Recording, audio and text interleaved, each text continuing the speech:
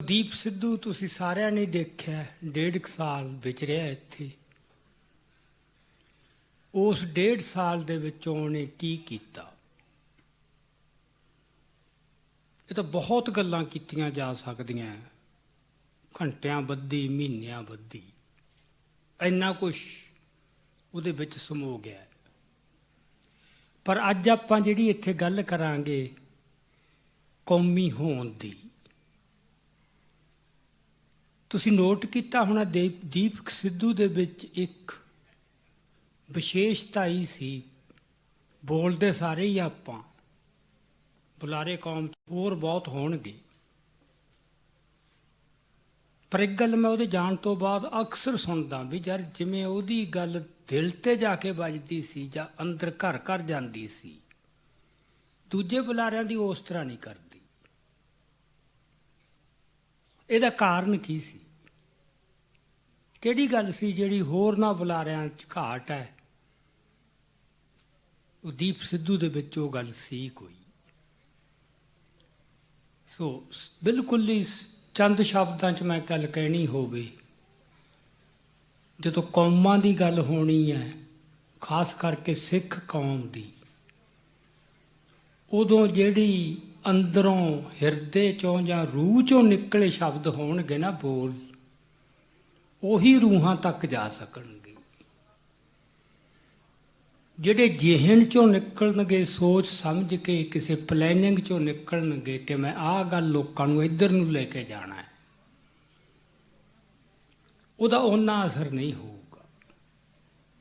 ਵਕਤੀ ਜਾ ਹੋ ਜਾਊਗਾ, ਉਹ ਮੁੜ ਕੇ ਲੋਕ ਉਹਨੂੰ ਯਾਦ ਨਹੀਂ ਕਰਿਆ ਕਰਨਗੇ। ਸੋ ਇੱਕ ਤਾਂ ਦੀਪ ਦੇ ਵਿੱਚ ਇਹ ਸੀ ਕਿ ਜੋ ਉਹ ਬੋਲਦਾ ਸੀ ਉਹ ਧੁਰ ਅੰਦਰੋਂ ਬੋਲਦਾ ਸੀ। ਉਹਦਾ ਕਾਰਨ ਇਹ ਸੀ ਕਿ ਪੂਰਨ ਸੱਚਾਈ ਤੇ ਇਮਾਨਦਾਰੀ। ਇਹ ਬੜੀ ਦੁਰਲੱਭ ਬਣ ਗਈ ਅੱਜ ਕੱਲ੍ਹ। ਬੰਦਾ ਸ਼ੀਸ਼ੇ ਵਰਗਾ ਸਾਫ਼ ਹੋਵੇ। ਸੋ ਇੱਕ ਸੱਚੇ ਬੰਦੇ ਦੇ ਬੋਲਾਂ ਦਾ ਅਸਰ ਹੋਰ ਹੁੰਦਾ ਤੇ ਇੱਕ ਝੂਠੇ ਬੰਦੇ ਦੀਆਂ ਗੱਲਾਂ ਦਾ ਅਸਰ ਹੋਰ ਹੁੰਦਾ। ਇਹ ਤਾਂ ਹੋ ਗਈ ਬੁਨਿਆਦੀ ਗੱਲ। ਜਿਹੜੀ ਦੂਜੀ ਗੱਲ ਹੈ, ਜਿਹਨੂੰ ਇਹ ਵੀ ਕਿਹਾ ਜਾ ਸਕਦਾ ਕਿ ਉਹਦੀ ਬੋਲਣ ਦੀ ਕਲਾ, ਕਿਉਂਕਿ ਕਲਾ ਵੀ ਫਰਕ ਪਾਉਂਦੀ ਹੈ। ਕੋਈ ਵੀ ਗੱਲ ਹੈ, ਜਦੋਂ ਉਹਦੇ ਵਾਸਤੇ ਇੱਕ ਢੁਕਵੀਂ ਕਲਾ ਵਰਤੀ ਜਾਂਦੀ ਹੈ, ਉਹਦਾ ਪ੍ਰਭਾਵ ਵੱਧ ਜਾਂਦਾ ਹੈ। ਭਾਵੇਂ ਉਹ ਚਿੱਤਰ ਦੇ ਰੂਪ 'ਚ ਹੈ, ਭਾਵੇਂ ਉਹ ਫਿਲਮ ਦੇ ਰੂਪ 'ਚ ਹੈ, ਭਾਵੇਂ ਉਹ ਭਾਸ਼ਣ ਦੇ ਰੂਪ 'ਚ ਹੈ। ਉਹਦੇ 'ਚ ਆਪਾਂ ਨੋਟ ਕੀਤਾ ਹੋਣਾ, ਤੁਸੀਂ ਵੀ ਨੋਟ ਕੀਤਾ ਹੋਣਾ, ਉਹਦੇ ਬੋਲਣ ਦਾ ਇੱਕ ਖਾਸ ਤਰੀਕਾ ਸੀ। ਤਰੀਕਾ ਇਹ ਸੀ ਕਿ ਉਹ ਵਿਸ਼ਾ ਲਿਆਉਂਦਾ ਸੀ, ਤੇ ਜੇ ਅੱਜ ਦੇ ਕੰਪਿਊਟਰੀ ਯੁੱਗ ਦੀ ਭਾਸ਼ਾ 'ਚ ਗੱਲ ਕਰਨੀ ਹੋਵੇ ਤਾਂ ਉਹ ਇੱਕ ਟੈਗ ਲਾਈਨ ਬਣਾ ਦਿੰਦਾ ਸੀ।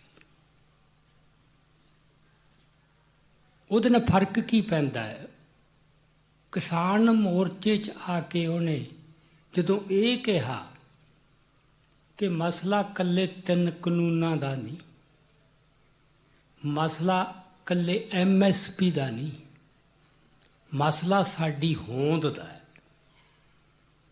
ਉਦੋਂ ਬੰਦਿਆਂ ਨੂੰ ਇਹ ਗੱਲ, ਕਈਆਂ ਨੂੰ ਸਮਝ ਨਾ ਆਈ, ਕਈਆਂ ਨੂੰ ਗਲਤ ਲੱਗੀ ਵੀ ਤੂੰ ਆਪਦੀ ਰਾਜਨੀਤੀ ਨਾ ਵਿੱਚ ਘਸੋੜ। ਕਿਉਂਕਿ ਅਸੀਂ ਜੋ ਕੁਝ ਦੇਖ ਰਹੇ ਹਾਂ, ਬੰਦੇ ਇਸ ਤਰ੍ਹਾਂ ਹੀ ਕਰਦੇ ਨਾ। ਉਹਨਾਂ ਦੀ ਕੋਈ ਰਾਜਨੀਤੀ ਹੁੰਦੀ ਆ, ਉਹ ਹਰ ਪਲੇਟਫਾਰਮ ਨੂੰ, ਹਰ ਮੌਕੇ ਨੂੰ ਉਹਦੇ ਵਾਸਤੇ ਵਰਤਦੇ। ਤੇ ਦੀਪ ਨੂੰ ਵੀ ਇਸੇ ਤਰ੍ਹਾਂ ਹੀ ਦੇਖਿਆ ਗਿਆ।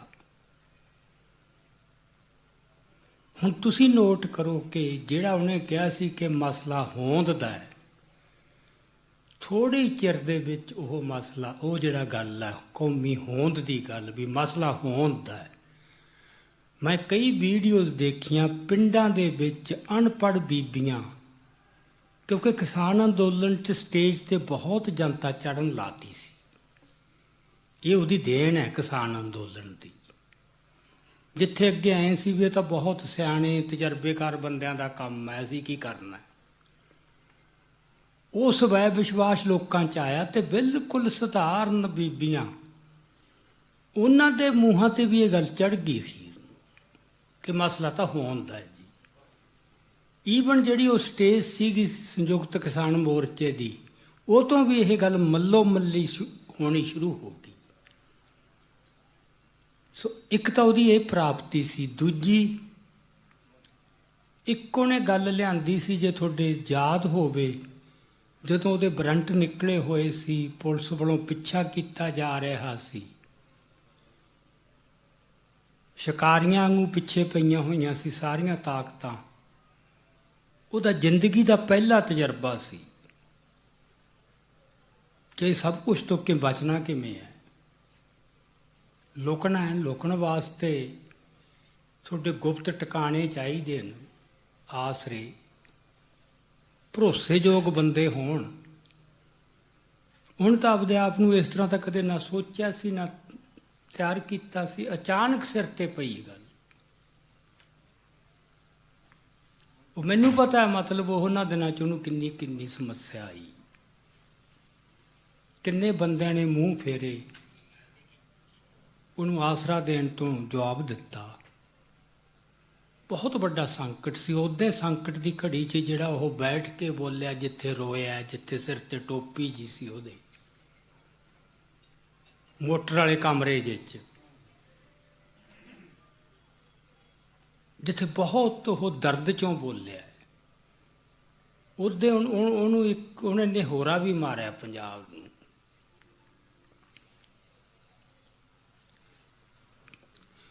ਕਿ ਪੰਜਾਬੀਓ ਤੁਹਾਨੂੰ ਦੇਖ ਰਿਹਾ,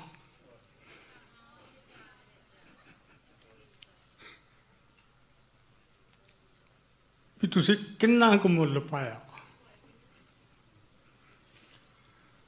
ਪਰ ਉਹ ਇੱਥੇ ਨਹੀਂ ਖੜਿਆ। ਇਹ ਨਿਹੋਰਾ ਨਹੀਂ ਅੱਜ ਯਾਦ ਕਿਸੇ ਨੂੰ। ਉਹਨੇ ਤੂੰ ਅਗਲੀ ਗੱਲ ਕਹੀ ਕਿ 150 ਸਾਲ ਦੀ ਗੁਲਾਮੀ ਨੇ ਤੁਹਾਡੀ ਮਾਨਸਿਕਤਾ ਨੂੰ ਗੁਲਾਮੀ ਦੇ ਸੰਗਲਾਂ 'ਚ ਜਕੜ ਲਿਆ। ਗੁਲਾਮੀ ਦੇ ਸੰਗਲ ਵੀ ਹੁਣ ਉਹ ਸੰਗਲ ਨਹੀਂ ਹੋਣਗੇ ਤੁਹਾਡੇ ਗਲਾਂ ਨੂੰ ਪਾ ਕੇ ਡੰਗਰਾਂ ਵਾਂਗੂ ਖੁਰਲੀਆਂ ਨਾਲ ਬੰਨ੍ਹ ਦੇਣਗੇ। ਉਹ ਤੁਹਾਡੀ ਸੋਚ ਨੂੰ ਸੰਗਲ ਪਾਉਂਦੇ ਨੇ ਤੇ ਸਾਡੀ ਸੋਚ ਨੂੰ ਸੰਗਲ ਪੈ ਗਏ ਨੇ। ਇਹਨੂੰ ਫਿਰ ਉਹਨੇ ਇੱਕ ਟੈਗ ਲਾਈਨ ਬਣਾਤਾ ਹੈ। ਹੁਣ ਤੁਸੀਂ ਦੇਖੋ, ਇਹ ਗੱਲ ਬਾਰ-ਬਾਰ ਇਹ ਗੱਲ ਦੁਹਰਾਈ ਜਾ ਰਹੀ ਹੈ ਯਾਰ। ਦੋ ਐਡੇ ਵੱਡੇ ਸੱਚ ਥੋੜੇ ਜਿਹੇ ਸਮੇਂ 'ਚ ਕੌਮ ਦੀ ਜ਼ੁਬਾਨ ਤੇ ਚਾੜ ਦੇਣੇ, ਇਹ ਕੋਈ ਛੋਟੀ ਪ੍ਰਾਪਤੀ ਨਹੀਂ। ਸੋ ਇਹ ਤਾਂ ਮੈਂ ਇੰਨੀ ਕੀ ਗੱਲ ਕਰਨੀ ਸੀ ਦੀਪ ਸਿੱਧੂ ਦੇ ਹਵਾਲੇ ਨਾਲ ਕਿ ਜਦੋਂ ਅਸੀਂ ਕੌਮੀ ਹੋਣ ਦੀ ਗੱਲ ਕਰਦੇ ਹਾਂ ਤਾਂ ਇਹ ਤੋਂ ਭਾਵ ਕੀ ਹੈ। ਇਹ ਤਾਂ ਹੁਣ ਚੜ੍ਹ ਗਿਆ ਸਾਰਿਆਂ ਦੇ ਜ਼ਬਾਨਾਂ 'ਤੇ ਕਿ ਮਸਲਾ ਸਾਡੀ ਕੌਮੀ ਹੋਂਦ ਨੂੰ ਬਚਾਉਣ ਦਾ ਹੈ। ਪਰ ਜੇ ਸਾਨੂੰ ਚੰਗੀ ਤਰ੍ਹਾਂ ਪੂਰੀ ਸਪਸ਼ਟਤਾ ਨਹੀਂ ਹੋ ਕੌਮੀ ਹੋਂਦ ਤੋਂ ਭਾਵ ਕੀ ਹੈ ਸਾਡਾ, ਅਸੀਂ ਉਹ ਹੋਂਦ ਬਚਾ ਨਹੀਂ ਸਕਾਂਗੇ। ਸੋ ਇਹ ਥੋੜ੍ਹਾ ਜਿਹਾ ਮਤਲਬ ਆਪਾਂ ਇਹਨੂੰ ਮੈਂ ਜਿੰਨਾ ਸੌਖਾ ਬਣਾ ਕੇ ਪੇਸ਼ ਕਰ ਸਕਦਾ ਹੋਇਆ ਮੈਂ ਕੋਸ਼ਿਸ਼ ਕਰੂੰਗਾ। ਇਹ ਤੋਂ ਭਾਵ ਕੀ ਹੈ, ਜਦੋਂ ਕੌਮ ਦੀ ਗੱਲ ਜਾਂ ਕੌਮੀ ਹੋਂਦ ਦੀ ਗੱਲ ਕੀਤੀ ਜਾਂਦੀ ਹੈ, ਉਹਦੇ 'ਚੋਂ ਬੁਨਿਆਦੀ ਸਵਾਲ ਇਹ ਹੈ ਕਿ ਉਹ ਕੌਮ ਜਿਹਦੀਆਂ ਤੁਸੀਂ ਗੱਲਾਂ ਕਰ ਰਹੇ ਹੋ, ਜਿਹੜੀਆਂ ਤੁਸੀਂ ਬਚਾਉਣੀ ਹੈ, ਉਹਦੀਆਂ ਵਿਸ਼ੇਸ਼ਤਾਵਾਂ ਕੀ ਹੈ, ਉਹਦੀ ਵਿਸ਼ੇਸ਼ਤਾ ਕੀ ਹੈ ਜਿਹਨੂੰ ਤੁਸੀਂ ਬਚਾਉਣਾ ਹੈ। ਇਕੱਲੇ ਸਰੀਰ ਤਾਂ ਕੌਮ ਨਹੀਂ ਨਾ, ਕੌਮ 'ਚ ਤਾਂ ਬਹੁਤ ਕੁਛ ਹੈ। ਇਕੱਲਾ ਜਗਰਾਫੀਆ ਕੌਮ ਨਹੀਂ, ਇਲਾਕੇ ਨਾਲ ਜੁੜੀ ਗੱਲ। ਸੋ ਇਹ ਆਪਾਂ ਸਭ ਤੋਂ ਪਹਿਲਾ ਨੁਕਤਾ, ਜੇ ਇਹਦੇ 'ਤੇ ਆਪਾਂ ਨੂੰ ਸਪਸ਼ਟਤਾ ਹੋ ਜੇ ਫਿਰ ਬਹੁਤ ਮਸਲਾ ਹੱਲ ਹੁੰਦਾ ਹੈ। ਹੁਣ ਇੱਥੇ ਜਿਹੜਾ ਪਹਿਲਾ ਹੀ ਸਵਾਲ ਹੈ, ਕੌਮ ਤੋਂ ਭਾਵ ਕੀ ਹੈ? ਸਾਡੇ ਪੁਰਾਤਨ ਸਾਹਿਤ 'ਚ ਕੌਮ ਸ਼ਬਦ ਸ਼ਾਮਲ ਹੈ, ਜ਼ਫਰਨਾਮੇ 'ਚ ਵੀ ਹੈ, ਜਿਹਦਾ ਮਤਲਬ ਤਾਂ ਜਦੋਂ ਦੇ ਖਾਲਸਾ ਪੰਥ ਪੈਦਾ ਹੋਇਆ, ਸਾਡਾ ਤਾਂ ਇਹ ਸ਼ਬਦ ਉਦੋਂ ਤੋਂ ਚੱਲਦਾ ਹੈ। ਪਰ ਪੱਛਮ ਦੇ ਵਿੱਚ ਇਹ ਸ਼ਬਦ, ਇਹ ਸੰਕਲਪ, ਇਹ ਧਾਰਨਾ ਇਤਿਹਾਸ ਦੇ ਇੱਕ ਖਾਸ ਪੜਾਅ 'ਤੇ ਜਾ ਕੇ ਆਈ। ਉਦੋਂ ਪਹਿਲਾਂ ਕਿਤੇ ਇਹ ਸ਼ਬਦ ਨਹੀਂ ਮਿਲਦਾ। ਉਹ 300-400 ਸਾਲ ਪਹਿਲਾਂ। ਸੋ ਉਹਨਾਂ ਨੇ ਇਹਨੂੰ ਪਰਿਭਾਸ਼ਿਤ ਵੀ ਕੀਤਾ, ਕੌਮ ਤੋਂ ਕੀ ਭਾਵ ਹੈ? ਕਿ ਜਿਹੜੀ ਕੌਮ ਹੈ ਉਹ ਇਤਿਹਾਸ ਦੇ ਇੱਕ ਲੰਮੇ ਸਿਲਸਿਲੇ 'ਚੋਂ ਹੌਲੀ ਹੌਲੀ ਹੌਲੀ ਹੌਲੀ ਹੌਲੀ ਹੌਲੀ ਸਰੂਪ ਧਾਰਦੀ ਹੈ। ਪਹਿਲਾਂ ਕਬੀਲੇ ਹੁੰਦੇ ਸੀ, ਕੋਈ ਛੋਟਾ ਕੋਈ ਵੱਡਾ, ਉਹਨਾਂ 'ਚ ਵੀ ਜੰਗਾਂ ਹੁੰਦੀਆਂ ਸੀ, ਛੋਟੇ ਕਾਬੂ ਕਰ ਲਏ, ਵੱਡਿਆਂ 'ਚ ਰਲਾ ਲਏ, ਉਹ ਕਬੀਲਿਆਂ ਦਾ ਆਕਾਰ ਵੱਧ ਗਿਆ। ਉਹ ਕਬੀਲੇ ਹੀ ਮੁੜ ਕੇ ਕੌਮਾਂ ਦਾ ਰੂਪ ਧਾਰਨ ਕੀਤਾ, ਇੱਕ ਖਾਸ ਇਤਿਹਾਸ ਦੇ ਪੜਾਅ 'ਤੇ ਜਾ ਕੇ। ਨਿਚੋੜ ਇਹ ਹੈ ਕਿ ਉਹ ਕੌਮਾਂ ਜਿਹਨੂੰ ਪੱਛਮ ਵਾਲੇ ਕੌਮ ਕਹਿੰਦੇ ਨੇ ਅਬਦੀ, ਉਹ ਕੌਮਾਂ ਇੱਕ ਇਤਿਹਾਸ ਦੇ ਅਮਲ 'ਚੋਂ ਵਿਕਸਿਤ ਹੋਈਆਂ, ਜਿਹਨੂੰ ਅੰਗਰੇਜ਼ੀ 'ਚ ਸ਼ਬਦ ਵਰਤਦੇ ਆ ਹਿਸਟੋਰੀਕਲ ਐਵੋਲੂਸ਼ਨ। ਇਵੋਲਵ ਹੋਈਆਂ ਉਹ ਕੌਮਾਂ, ਇਤਿਹਾਸ 'ਚੋਂ ਹੋਈਆਂ। ਉਹ ਇਤਿਹਾਸ ਦੇ ਹਵਾਲੇ ਵਗੈਰਾ ਉਹਨਾਂ ਦੀ ਕੋਈ ਵਿਆਖਿਆ ਨਹੀਂ ਹੋ ਸਕਦੀ ਵੀ ਫਿਰ ਆਹ ਹਾਲਤਾਂ ਬਣੀਆਂ, ਫਿਰ ਆਹ ਹਾਲਤਾਂ ਬਣੀਆਂ। ਉਹਨਾਂ ਹਾਲਤਾਂ 'ਚੋਂ ਉਹ ਕੌਮਾਂ ਹੋਂਦ 'ਚ ਆਈਆਂ। ਜਿਹੜੀ ਸਿੱਖ ਕੌਮ ਹੈ, ਇਹ ਇਤਿਹਾਸ ਦੀ ਕਿਸੇ ਲੰਮੀ, ਅਨਿਸ਼ਚਿਤ, ਸਹਿਜ ਪ੍ਰਕਿਰਿਆ 'ਚੋਂ ਪੈਦਾ ਨਹੀਂ ਹੋਈ। ਇਹ ਉਹਨਾਂ ਵਾਂਗੂ ਪੈਦਾ ਨਹੀਂ ਹੋਈ। ਇਹਦੀ ਐਵੋਲੂਸ਼ਨ ਨਹੀਂ ਹੋਈ, ਇਹਦੀ ਉਤਪਤੀ ਨਹੀਂ ਹੋਈ, ਇਹਦੀ ਸਾਜਣਾ ਹੋਈ ਹੈ।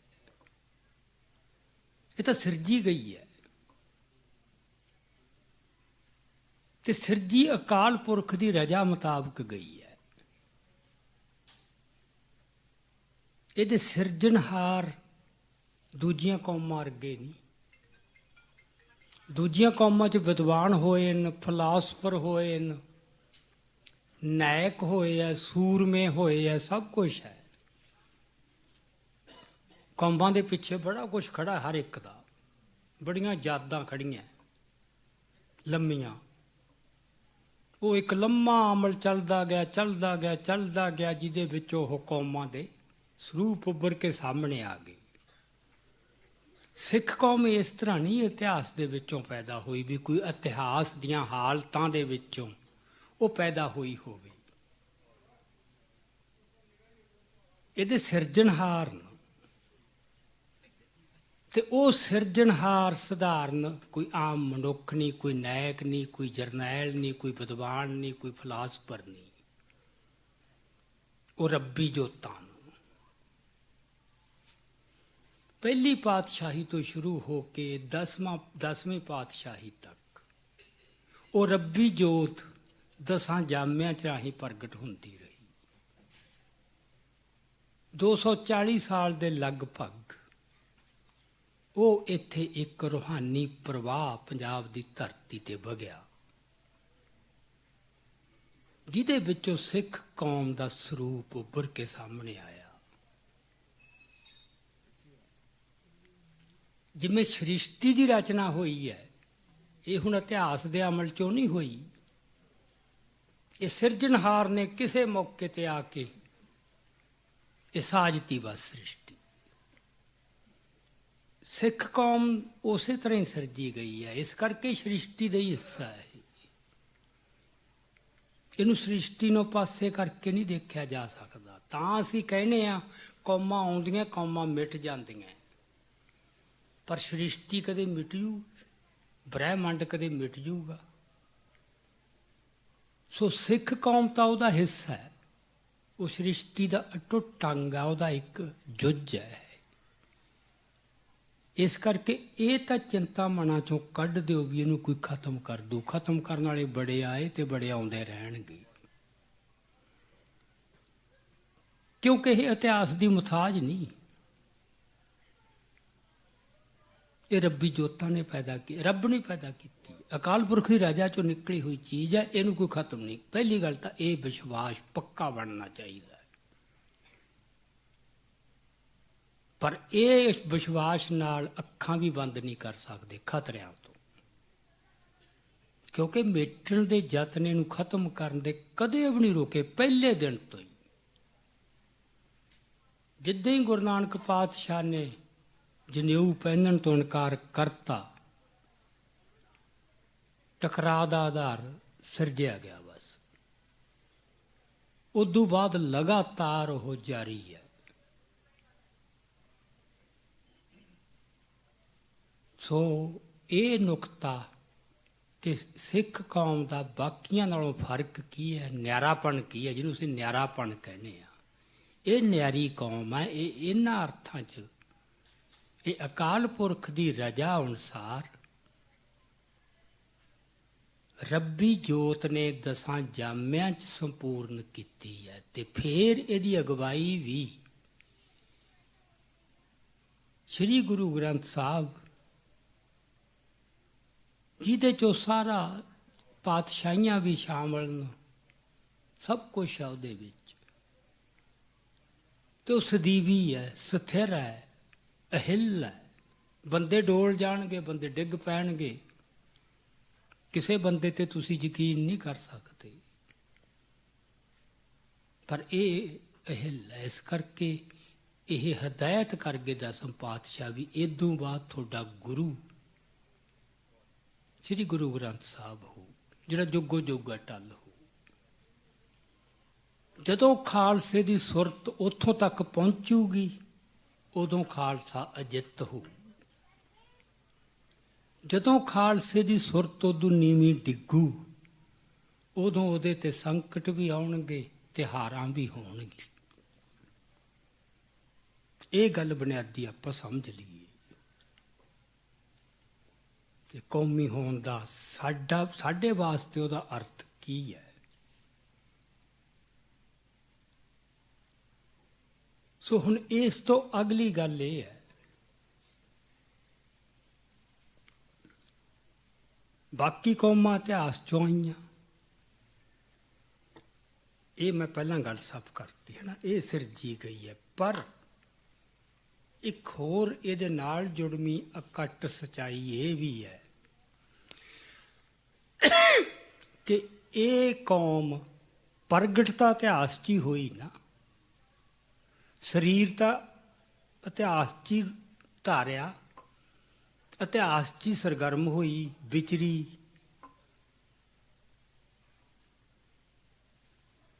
ਜਿਹੜੇ ਸਿਰਜਣਹਾਰ ਨੇ ਹੈ ਰੱਬੀ ਜੋਤਾਂ, ਪਰ ਮਨੁੱਖੀ ਜਾਮੇ 'ਚ ਆਏ ਨੇ। ਜੇ ਮਨੁੱਖੀ ਜਾਮੇ 'ਚ ਆਏ ਤਾਂ ਮਨੁੱਖ ਹੋਣ ਦੀਆਂ ਕੁਝ ਸ਼ਰਤਾਂ ਵੀ ਪੂਰੀਆਂ ਕਰਨੀਆਂ ਪੈਣਗੀਆਂ। ਜੋਤ ਤਾਂ ਕਦੇ ਖਤਮ ਨਹੀਂ ਹੁੰਦੀ। ਸਰੀਰਾਂ ਨੇ ਇੱਕ ਨਿਸ਼ਚਿਤ ਮਿਆਦ ਤੋਂ ਬਾਅਦ ਬਾਕੀਆਂ ਦੀ ਤਰ੍ਹਾਂ ਇਸ ਸੰਸਾਰ ਤੋਂ ਤੁਰ ਜਾਣਾ ਹੈ, ਤੇ ਪਾਤਸ਼ਾਹੀਆਂ ਵੀ ਇਸ ਤਰ੍ਹਾਂ ਗਈਆਂ।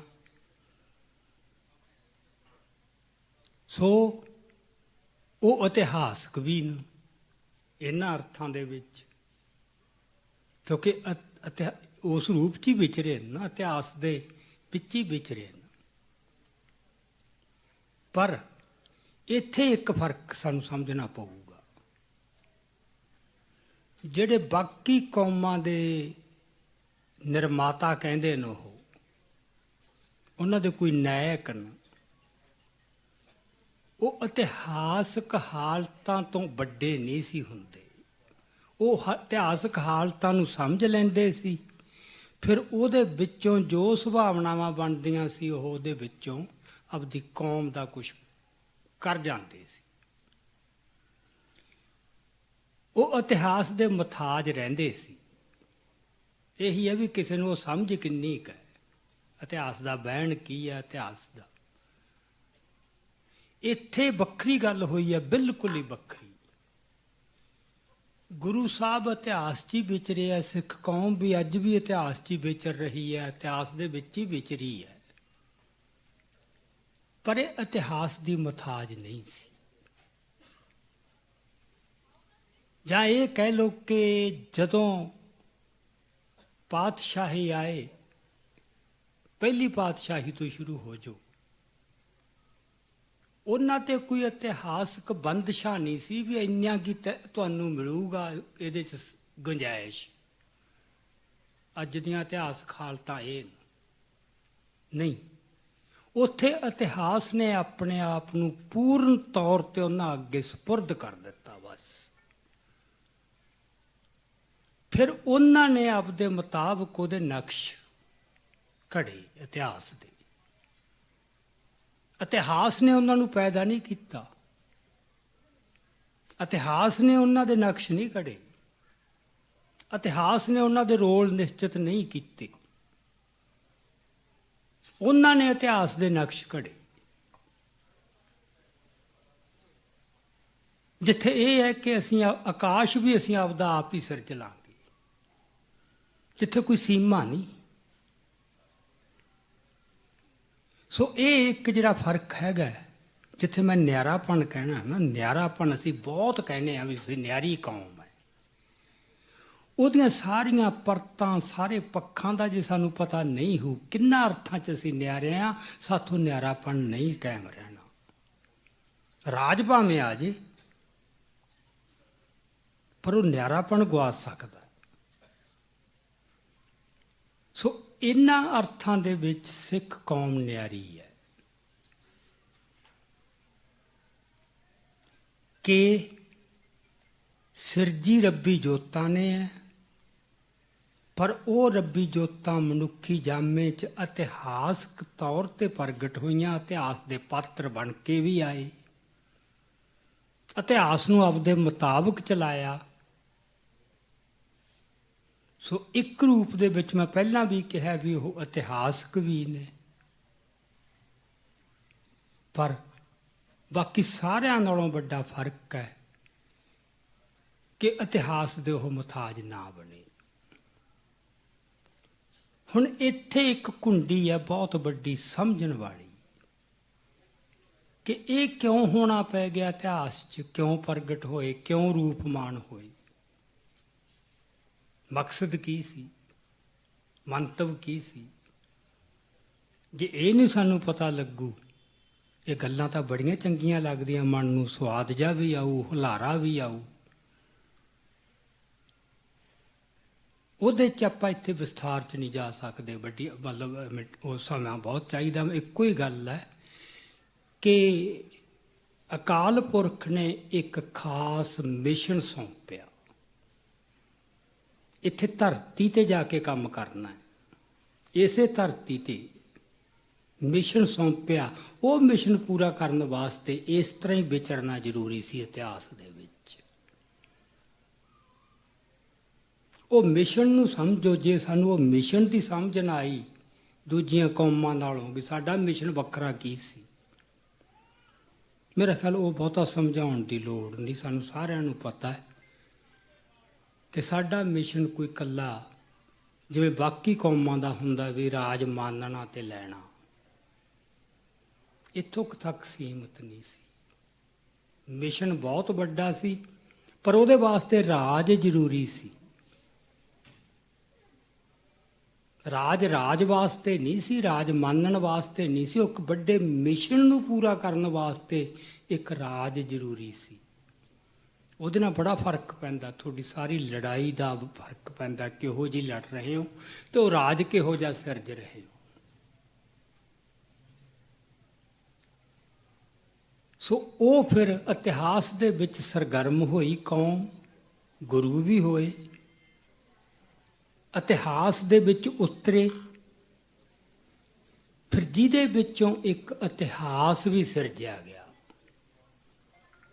ਪਹਿਲਾਂ ਕੌਮ ਸਿਰਜੀ ਗਈ, ਫਿਰ ਉਸ ਕੌਮ ਨੇ ਆਪਣਾ ਇੱਕ ਇਤਿਹਾਸ ਸਿਰਜਿਆ।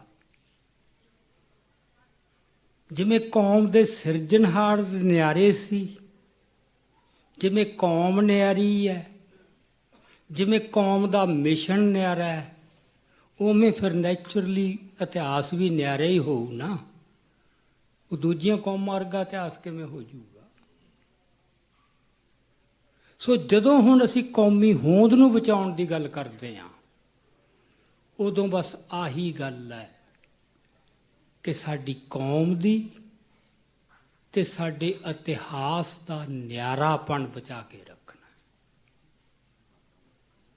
ਜਿੰਨੇ ਹੁਣ ਤੱਕ ਯਤਨ ਹੋਏ ਨੇ ਤੇ ਹੋ ਰਹੇ ਨੇ, ਉਹ ਇਹੀ ਹੈ ਵੀ ਇਹ ਕੌਮ ਨੂੰ ਜੇ ਮਾਰਨਾ ਹੈ, ਸਰੀਰਾਂ ਦਾ ਖਾਤਮੇ ਨਾਲ ਕੌਮ ਅੱਜ ਨਹੀਂ ਮਰਦੀ। ਉਹ ਯੁੱਗ ਸੀ ਪੁਰਾਣਾ ਜਾਂਗਲੀ, ਵੀ ਕਬੀਲੇ ਦਾ ਸਫਾਇਆ ਕਰ ਦਿਓ ਬਸ ਗੱਲ ਖਤਮ। ਵੀ ਹੁਣ ਇਹਨਾਂ ਚੋਂ ਆ ਕੱਢੋ ਡੰਗ, ਜਿਹੜਾ ਨਿਆਰਾਪਣ ਕਹਿੰਦੇ ਨੇ, ਇਹਨਾਂ ਨੂੰ ਦੂਜਿਆਂ ਵਰਗਾ ਬਣਾ ਦਿਓ, ਫਿਰ ਖਤਮ ਹੈ। ਫਿਰ ਤੁਹਾਡਾ ਭਾਵੇਂ ਸਰੂਪ ਹੈ, ਤੁਸੀਂ ਅੰਮ੍ਰਿਤਧਾਰੀ ਹੋ, ਨਿਤਨੇਮ ਕਰਦੇ ਹੋ, ਸਭ ਕੁਛ ਹੈ, ਉਹ ਨਿਆਰਾਪਣ ਕੱਢਤਾ ਬਸ। ਉਹ ਫਿਰ ਇੰਨੇ ਸੂਖਮ ਢੰਗਾਂ ਨਾਲ ਕਰਦੇ ਨੇ। ਸੋ ਇਹ ਗੱਲ ਪੱਲੇ ਬੰਨਣੀ ਪਊ ਕਿ ਅਸੀਂ ਸਾਡੇ ਨਿਆਰੇਪਣ ਨੂੰ ਬਚਾਉਣਾ ਹੈ, ਸਿੱਖ ਧਰਮ ਦੀ ਮੌਲਿਕਤਾ ਨੂੰ ਤੇ ਨਿਆਰੇਪਣ ਨੂੰ ਬਚਾਉਣਾ ਹੈ। ਮੌਲਿਕਤਾ ਜਿਵੇਂ ਸਾਜਿਆ ਗਿਆ ਸੀ ਉਵੇਂ ਬਚਾਉਣਾ ਹੈ। ਜਿਵੇਂ ਉਹਨਾਂ ਨੇ ਵਿਗਾੜਤਾ ਇਹਨੂੰ, ਉਹਨੂੰ ਬਚਾ ਕੇ ਕੀ ਕਰ ਲਓਗੇ? ਮੌਲਿਕਤਾ ਉਹਦੀ ਜਿਵੇਂ ਸਾਜਿਆ ਗਿਆ ਸੀ, ਉਹ ਸਪਿਰਿਟ ਜੇ ਸਾਨੂੰ ਸਮਝ ਨਹੀਂ ਆਊ, ਅਸੀਂ ਨਹੀਂ ਬਚਾ ਸਕਾਂਗੇ। ਸੋ ਗੱਲ ਦਾ ਤੋੜਾ ਆਪਾਂ ਝਾੜੀਏ ਇੱਥੇ ਕਿ ਕੌਮੀ ਹੋਂ ਤਾਂ ਬਚੂ ਜੇ ਅਸੀਂ ਸਿੱਖ ਧਰਮ ਦਾ ਨਿਆਰਾਪਣ ਤੇ ਇਹਦੀ ਮੌਲਿਕਤਾ ਨੂੰ ਬਚਾ ਕੇ ਰੱਖਾਂਗੇ। ਫਿਰ ਤੁਹਾਨੂੰ ਸਾਰੇ ਢੰਗਾਂ ਦੀ ਸਮਝ ਹੋਣੀ ਚਾਹੀਦੀ ਹੈ, ਕਿਵੇਂ ਕਿਵੇਂ ਖਤਮ ਕਰਨ ਦੇ ਯਤਨ ਹੋ ਰਹੇ, ਕਿਉਂਕਿ ਇਹ ਨਿਆਰਾਪਣ ਕਬੂਲ ਨਹੀਂ ਉਹਨਾਂ ਨੂੰ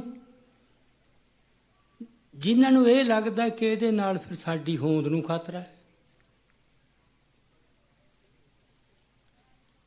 ਕਿਉਂਕਿ ਦੋਵੇਂ ਗੱਲਾਂ ਇਕੱਠੀਆਂ ਨਹੀਂ ਨਾ ਚੱਲਣਗੀਆਂ। ਇੱਥੇ ਜ਼ੋਰਾਵਰ ਵੀ ਹੋਣ, ਧੰਗਾਣੇ, ਧੱਕਾ ਧੋੜਾ, ਜ਼ੁਲਮ, ਬਹਿ, ਸਭ ਕੁਛ ਉਹ ਵੀ ਚੱਲੀ ਜਾਵੇ। ਤੇ ਉਹ ਗੁਰੂ ਸਾਹਿਬ ਦਾ ਤਾਂ ਇਹ ਸੀਗਾ, ਮਤਲਬ ਸਾਰਾ ਬ੍ਰਹਿਮੰਡੀ ਸੋਚ ਸੀਗੀ, ਸਰਬੱਤ ਦਾ ਭਲਾ। ਚੜਿਆ ਸੋਧਣ ਧਰਤ ਲਕਾਈ, ਇਹ ਜਿਹੜਾ ਸਾਰਾ ਸੰਘੇੜ ਲਿਆ ਹਿੰਦੁਸਤਾਨ ਦਾ ਜੀ, ਉਹਨਾਂ ਨੇ ਇਹ ਕੀਤਾ। ਉਹ ਤਾਂ ਦੇਸ਼ ਭਗਤ ਸੀ, ਦੇਸ਼ ਦਾ ਬੜਾ ਪ੍ਰੇਮ ਸੀ। ਤੇ ਫਿਰ ਤਿੱਬਤ ਤੇ ਮੱਕੇ 'ਚ ਜਾਣ ਦੀ ਕੀ ਲੋੜ ਸੀ ਵੈਗੀ ਸੀ? ਗੁਰੂਆਂ ਦਾ ਕੋਈ ਦੇਸ਼ ਨਹੀਂ ਹੋ ਸਕਦਾ, ਪੈਗੰਬਰ ਦਾ ਕੀ ਦੇਸ਼ ਹੋ ਸਕਦਾ? ਰੱਬੀ ਜੋਤ ਕਿਹੜੇ ਦੇਸ਼ ਦੇ ਵਿੱਚ ਸਮਾ ਸਕਦੀ ਹੈ? ਉਹ ਤਾਂ ਜੋ ਸਿਰਜਿਆ ਉਹ 'ਚ ਸ੍ਰਿਸ਼ਟੀ ਵੀ ਸ਼ਾਮਲ ਹੈ, ਇਕੱਲਾ ਬੰਦਾ ਸ਼ਾਮਲ ਨਹੀਂ, ਇਕੱਲਾ ਮਨੁੱਖ ਨਹੀਂ। ਉਹ 'ਚ ਜੀਵ ਜੰਤੂ, ਜਾਨਵਰ, ਸਭ ਕੁਛ ਤੋਂ ਲੈ ਕੇ ਬਨਸਪਤੀ ਤੱਕ, ਉਹ ਸਭ ਉਹਦੇ 'ਚ ਸ਼ਾਮਲ ਹੈ। ਉਹ ਸਾਰਾ ਕੁਛ ਆਪਣੀ ਰਚਨਾ ਨੂੰ ਬਚਾਉਣਾ ਉਹਨਾਂ ਨੇ, ਉਹਨੂੰ ਪਲੀਤ ਨਹੀਂ ਹੋਣ ਦੇਣਾ। ਤੇ ਹਮੇਸ਼ਾ ਹੀ ਇਤਿਹਾਸ ਦੇ ਆੜ ਮੌਕਿਆਂ ਤੇ ਤਾਕਤਾਂ ਆਉਣਗੀਆਂ ਜਿਹੜੀਆਂ ਆਪਦੇ ਮੁਨਾਫੇ ਦੀ ਹਿਰਸ ਚੋਂ, ਆਪਦੀਆਂ ਲਾਲਸਾਵਾਂ ਚੋਂ ਉਹਨੂੰ ਪਲੀਤ ਕਰਨ ਦਾ ਯਤਨ ਕਰਨਗੀਆਂ। ਤੇ ਉਹਦਾ ਸਿਰਾ ਜਾ ਕੇ ਇਹ ਹੋਊ ਵੀ ਡੰਗਰ ਤਾਂ ਗੁਲਾਮ ਬਣਾ ਲਏ, ਖੁਰਲੀਆਂ ਤੇ ਬੰਨ੍ਹ ਲਏ, ਪਿੰਜਰਿਆਂ 'ਚ ਵੀ ਕੈਦ ਕਰ ਲਏ, ਚਿੜੀਆ ਘਰ ਬਣਾਤੇ, ਨਾਲੇ ਉੱਥੋਂ ਕਮਾਈ ਕਰੋ, ਨਾਲੇ ਸ਼ੇਰ ਨੂੰ ਪਿੰਜਰੇ 'ਚ ਪਾ ਕੇ ਲੋਕਾਂ ਨੂੰ ਮਨ ਪਰਚਾਵਾ ਕਰੋ ਉਹਨਾਂ ਦਾ। ਉਹ ਤਾਂ ਕਰ ਲਿਆ ਉਹਨਾਂ ਨੇ, ਪਰ ਗੱਲ ਉੱਥੋਂ ਤੱਕ ਨਹੀਂ, ਬੰਦਿਆਂ ਨੂੰ ਵੀ ਐਂ ਕਰਨਾ। ਬੰਦਿਆਂ ਨੂੰ ਉਸ ਤਰ੍ਹਾਂ ਫਿਰ ਪਿੰਜਰਿਆਂ 'ਚ ਉਹਨਾਂ ਦੇ ਚਿੜੀਆ ਘਰ ਨਹੀਂ ਬਣਾਉਣਗੇ ਜਿਵੇਂ ਦੀਪ ਸਿੱਧੂ ਨੇ ਕਿਹਾ। ਇੱਥੇ ਸੰਗਲ ਹੋਰ ਕਿਸਮ ਦੇ ਪਾਏ ਉਹਨਾਂ ਨੇ। ਪਰ ਦੀਪ ਸਿੱਧੂ ਨੇ ਤੁਸੀਂ ਦੇਖੋ ਬਾਰ-ਬਾਰ ਇਸ ਗੱਲ ਤੇ ਜ਼ੋਰ ਦਿੱਤਾ ਵੀ ਉਹ ਸੰਗਲਾਂ ਤੋੜੋ ਪਹਿਲਾਂ ਆਪਦੇ, ਇਸ ਤੋਂ ਪਹਿਲਾਂ ਇਸ ਅੰਦਾਜ਼ 'ਚ ਹੋਰ ਕਿਸੇ ਬੰਦੇ ਨੇ ਇਹ ਗੱਲ ਨਹੀਂ ਕੀਤੀ ਸੀ। ਬਹੁਤ ਵੱਡੀਆਂ ਵੱਡੀਆਂ ਗੱਲਾਂ ਕਰਨ ਵਾਲੇ ਸੀਗੇ ਸਾਡੇ ਕੋਲੇ, ਬੜੇ ਲਾਇਕ ਵਿਦਵਾਨ ਵੀ, ਆਗੂ ਵੀ, ਪਰ ਆਹ ਗੱਲ ਉਹਨਾਂ ਤੋਂ ਇਸ ਤਰ੍ਹਾਂ ਲੋਕਾਂ ਦੇ ਦਿਲਾਂ ਤੱਕ ਪਹੁੰਚਾ ਦੇਣੀ, ਇਹ ਨਹੀਂ ਹੋਈ ਸੀ। ਸੋ ਕੌਮੀ ਹੋਂਦ ਨੂੰ ਬਚਾਉਣ ਦਾ ਮਤਲਬ ਆਹ ਹੈ ਜਿਹੜਾ ਮੈਂ ਪਿਛਲੇ ਕੁਝ ਮਿੰਟਾਂ ਦੇ ਵਿੱਚ ਚੰਦ ਸ਼ਬਦਾਂ ਦੇ ਵਿੱਚ ਤੁਹਾਡੇ ਸਾਹਮਣੇ ਰੱਖਣ ਦਾ ਯਤਨ ਕੀਤਾ ਹੈ। ਇਹ ਗੱਲਾਂ ਕਾਫੀ ਔਖੀਆਂ, ਡੂੰਘੀਆਂ, ਇਹ ਇੱਕ ਲੈਕਚਰ ਨਾਲ ਸਮਝ ਨਹੀਂ ਆਉਣੀ, ਕਿਉਂਕਿ ਇੱਕ ਲੈਕਚਰ 'ਚ ਸਮਝਾਈਆਂ ਵੀ ਨਹੀਂ ਜਾ ਸਕਦੀਆਂ, ਜਾਂ ਸਮਝਾਉਣ ਦੀ ਗੱਲ ਤਾਂ ਛੱਡੋ, ਪੇਸ਼ ਨਹੀਂ ਕੀਤੀਆਂ ਜਾ ਸਕਦੀਆਂ। ਸਮਝਣ ਦੀ ਤਾਂ ਕੋਈ ਸਮਝਿਆ, ਕੋਈ ਨਹੀਂ ਸਮਝਿਆ, ਪੇਸ਼ ਵੀ ਨਹੀਂ ਕੀਤੀਆਂ ਜਾ ਸਕਦੀਆਂ। ਤੇ ਵਾਸਤੇ ਤਾਂ ਬਹੁਤ ਯਤਨ ਚਾਹੀਦੇ ਨੇ, ਤੇ ਉਹਨੇ ਦੀਪ ਤਾਂ ਅਸੀਂ ਪੈਦਾ ਕਰ ਨਹੀਂ ਸਕਦੇ। ਇਹ ਤਾਂ ਵਾਹਿਗੁਰੂ ਦੇ ਹੱਥ ਹੈ। ਦੀਪ ਸਿੱਧੂ ਨੂੰ ਕਿਹਨੇ ਪੈਦਾ ਕੀਤਾ? ਇਹ ਅਸੀਂ ਪਹਿਲਾਂ ਹੀ ਬੈਠੇ ਤੇ ਦਫ਼ਤਰ ਦੇ ਵਿੱਚ ਵਿਚਾਰਾਂ ਕਰ ਰਹੇ ਸੀਗੀਆਂ, ਜਿਹੜੀਆਂ ਲੋਕਾਂ ਨੂੰ ਕੁਝ ਗਲਤ ਧਾਰਨਾਵਾਂ ਬਣ ਗਈਆਂ। ਉਹ ਗਲਤ ਧਾਰਨਾਵਾਂ ਤਾਂ ਬਣ ਗਈਆਂ ਕਿਉਂਕਿ ਜੋ ਉਹਨਾਂ ਨੇ ਗਿਆਨ ਹਾਸਲ ਹੁਣ ਤੱਕ ਜ਼ਿੰਦਗੀ 'ਚ ਕੀਤਾ, ਉਹ ਇਹੀ ਕਹਿੰਦਾ ਵੀ ਹਰ ਬੰਦੇ ਦੇ ਪਿੱਛੇ ਕੋਈ ਹੋਰ ਬੰਦਾ ਹੁੰਦਾ ਜਿਹੜਾ ਉਹਨੂੰ ਚਲਾਉਂਦਾ ਹੈ। ਉਹਦੇ ਵਾਸਤੇ ਮਾੜਾ ਸ਼ਬਦ ਤਾਂ ਇਹ ਹੁੰਦਾ ਵੀ ਉਹਨੂੰ ਵਰਤਦਾ ਹੈ, ਤੇ ਉਹਦਾ ਤੱਤ ਇਹ ਹੈ ਵੀ ਉਹ ਤਾਂ ਚਾਬੀ ਭਰਦਾ ਕੋਈ, ਤੇ ਉਹਨੇ ਤਾਂ ਗਾਹਾਂ ਉਸ ਤਰ੍ਹਾਂ ਖਿਡਾਉਣਾ ਹੈ। ਉਹ ਤਾਂ ਐਂ ਬਣਿਆ ਆਪਣੇ ਆਪਣੇ। ਸਾਰੀਆਂ ਸਰਕਾਰਾਂ ਤੇ ਰਾਜ ਹਰ ਲਹਿਰ ਨੂੰ ਐਂ ਦੇਖਦੇ ਹਨ ਵੀ ਇਸ ਲਹਿਰ ਦੇ ਪਿੱਛੇ ਕੰਮ ਕਰਦੇ ਬੰਦਿਆਂ ਦੀ ਪਛਾਣ ਕਰੋ। ਬੰਦਿਆਂ ਦੀ ਵੀ ਕਰਦੇ ਆ, ਮੁਲਕਾਂ ਦੀ ਵੀ ਕਰਦੇ ਆ। ਵੀ ਇਹ ਕਦੇ ਇਹ ਵੀ ਪਾਕਿਸਤਾਨ ਤੋਂ ਚਲਾਏ ਜਾ ਰਹੇ ਨੇ, ਕਦੇ ਅਮਰੀਕਾ ਤੋਂ ਚਲਾਏ ਜਾ ਰਹੇ ਨੇ। ਉਹਨਾਂ ਦਾ ਨਜ਼ਰੀਆ ਇਹੀ ਆ ਬਸ। ਫਿਰ ਜਿੰਨਾ ਤੇ ਉਹਨਾਂ ਨੂੰ ਲੱਗਦਾ ਵੀ ਇਹਨੂੰ ਆਹ ਚਲਾ ਰਿਹਾ, ਉਹਨੂੰ ਚੱਕ ਕੇ ਜੇਲ੍ਹ 'ਚ ਸੁੱਟ ਦਿਓ ਜਾਂ ਮਾਰ ਦਿਓ, ਗੱਲ ਠੱਪ ਹੋ ਜੂ। ਪਰ ਅੱਜ ਤੱਕ ਕਿਤੇ ਵੀ ਗੱਲ ਠੱਪ ਹੋਈ ਹੀ ਨਹੀਂ। ਬੰਦੇ ਬਹੁਤ ਮਾਰ ਲੈਣ। ਸੰਤ ਜਰਨੈਲ ਸਿੰਘ ਜੀ ਖਾਲਸਾ ਭਿੰਡਰਾਂ ਵਾਲਿਆਂ ਨੂੰ ਸ਼ਹੀਦ ਕਰਨ ਤੋਂ ਬਾਅਦ ਉਹ ਨਿਸ਼ਚਿੰਤ ਹੋ ਗਏ ਸੀ ਵੀ ਹੁਣ ਨਹੀਂ, ਹੁਣ ਇਹ ਉੱਠ ਨਹੀਂ ਸਕਣਗੇ। ਤੇ ਸੰਤ ਜੂਨ 'ਚ ਸ਼ਹੀਦ ਹੋਏ ਹੈ। ਉਸ ਤੋਂ ਬਾਅਦ 4-5 ਮਹੀਨੇ ਆਪਰੇਸ਼ਨ, ਜਿਹਨੂੰ ਬੁੱਢਰੋਜ ਕਹਿੰਦੇ ਨੇ, ਜਿਨ੍ਹਾਂ ਨੇ ਸੁਰਤ ਉਦੋਂ ਬਾਅਦ ਸੰਭਾਲੀ ਹੈ ਜਾਂ ਜਿਨ੍ਹਾਂ ਦਾ ਜਨਮ ਉਦੋਂ ਬਾਅਦ ਹੋਇਆ, ਉਹਨਾਂ ਨੂੰ ਨਹੀਂ ਪਤਾ ਉਹ ਕੀ ਹੋਇਆ ਸੀ ਉਦੋਂ। ਉਹ ਬੜਾ ਭਿਆਨਕ ਦੌਰ ਸੀ। ਸਾਡੀਆਂ ਜ਼ਬਾਨਾਂ ਤੇ ਤਾਂ ਚਾੜ੍ਹਤਾ ਨਾ ਕਿ ਕਾਲਾ ਦੌਰ, ਅੱਤਵਾਦ ਦਾ ਕਾਲਾ ਦੌਰ। ਇਹ ਸ਼ਬਦਾਂ ਨਾਲ ਵੀ ਬੜਾ ਕੁਛ ਕਤਲ ਕਰਦੇ ਨੇ ਉਹ। ਸਾਡੇ ਬੰਦੇ ਨੂੰ ਅੱਤਵਾਦੀ, ਅੱਤਵਾਦ ਦਾ ਦੌਰ ਕਹਿਣ ਲੱਗ ਗਏ ਤੇ ਕਾਲਾ ਦੌਰ ਕਹਿਣ ਲੱਗ ਗਏ। ਇੱਥੋਂ ਤੱਕ ਮੈਂ ਤਾਂ ਇੰਨਾ ਹੈਰਾਨ ਵੀ ਹੋਇਆ ਤੇ ਥੋੜਾ ਦੁੱਖ ਵੀ ਹੋਇਆ। ਖਾੜਕੂ ਲਹਿਰ ਦੇ ਇੱਕ ਬਹੁਤ ਵੱਡੇ ਸ਼ਹੀਦ ਦਾ ਬੇਟਾ ਕਿਸੇ ਚੈਨਲ ਨਾਲ ਗੱਲ ਕਰ ਰਿਹਾ, ਉਹਨੂੰ ਵਿਚਾਰੇ ਨੂੰ ਕੁਛ ਨਹੀਂ ਪਤਾ। ਕਹਿੰਦਾ ਜੀ ਫਿਰ ਸਾਡੇ ਘਰੇ ਅੱਤਵਾਦੀ ਤਾਂ ਆਉਂਦੇ ਹੀ ਹੁੰਦੇ ਸੀ ਬਹੁਤ। ਉਹਨੂੰ ਕੁਛ ਨਹੀਂ ਪਤਾ ਵੀ ਜਦੋਂ ਮੈਂ ਇਹ ਸ਼ਬਦ ਵਰਤ ਰਿਹਾ, ਆਪਦੇ ਸ਼ਹੀਦ ਪਿਤਾ ਦੀ ਤੁਹੀਨ ਤਾਂ ਹੈ ਹੀ, ਤੇ ਹੋਰ ਕਿੱਡਾ ਨੁਕਸਾਨ ਕਰ ਰਿਹਾ। ਸ਼ਬਦਾਂ ਬਾਰੇ ਬਹੁਤ ਸੁਚੇਤ ਰਹਿਣਾ ਪਊ। ਉਹ ਸ਼ਬਦਾਂ ਨਾਲ ਵੀ ਖੇਡ ਖੇਡਦੇ ਨੇ ਆਪਦੀ ਬਹੁਤ ਵੱਡੀ, ਤੇ ਸ਼ਬਦ ਉਹਨਾਂ ਕੋਲ ਸਾਧਨ ਬੜੇ ਨੇ। ਕਿੰਨੇ ਚੈਨਲ, ਕਿੰਨੇ ਅਖਬਾਰ, ਕਿੰਨਾ ਉਹਨਾਂ ਕੋਲ ਮਸ਼ੀਨਰੀ। ਜਦੋਂ ਇੱਕ ਸ਼ਬਦ ਘੁਮਾ ਦਿੰਦੇ ਆ, ਬੰਦਿਆਂ ਦੀ ਜ਼ੁਬਾਨ ਤੇ ਚੜ੍ਹ ਜਾਂਦਾ, ਪਤਾ ਹੀ ਨਹੀਂ ਲੱਗਦਾ ਬੰਦੇ ਨੂੰ। ਸੋ ਇਹ ਜਿਹੜਾ ਵਰਤਾਰਾ ਚੱਲਿਆ ਨਾ, ਮਤਲਬ ਵੀ ਪੇਸ਼ ਕਿਵੇਂ ਕੀਤਾ ਗਿਆ, ਇਸ ਨੇ ਵੀ ਸਾਨੂੰ ਬੜਾ ਨੁਕਸਾਨ ਕੀਤਾ ਹੈ। ਸੋ ਇੱਕ ਕੰਮ ਸਿੱਖ ਕੌਮ ਨੇ ਦਿਖਾਇਆ ਹੈ ਕਿ ਜਿਹੜਾ ਗੁਰੂ ਨਾਲ ਪ੍ਰੇਮ ਹੈ ਤੇ ਅਟੁੱਟ ਰਿਸ਼ਤਾ ਤੇ ਉਹਦੇ ਵਾਸਤੇ ਕੁਰਬਾਨ ਹੋ ਜਾਣ ਦਾ ਜਜ਼ਬਾ ਦਿਲਾਂ ਚੋਂ, ਉਹ ਕਦੇ ਵੀ ਨਹੀਂ ਮਰਿਆ। ਭਾਵੇਂ 150 ਸਾਲ ਦੀ ਗੁਲਾਮੀ ਹੋ ਜੇ, ਭਾਵੇਂ ਜਿੰਨੀ ਮਰਜ਼ੀ ਹੋ ਜੇ, ਪੂਰਨ ਤੌਰ ਤੇ ਨਹੀਂ ਮਰਿਆ। ਮਰਦਾ ਰਿਹਾ ਬੰਦਿਆਂ ਦਾ। ਐ ਨਹੀਂ ਵੀ ਜੇ ਸਾਰੀ ਕੌਮ ਹੀ ਉਸ ਪੱਧਰ ਤੇ ਵਿਚਰੇ ਫਿਰ ਤਾਂ ਗੱਲ ਹੀ ਦਿਨਾਂ ਦੀ ਹੈ।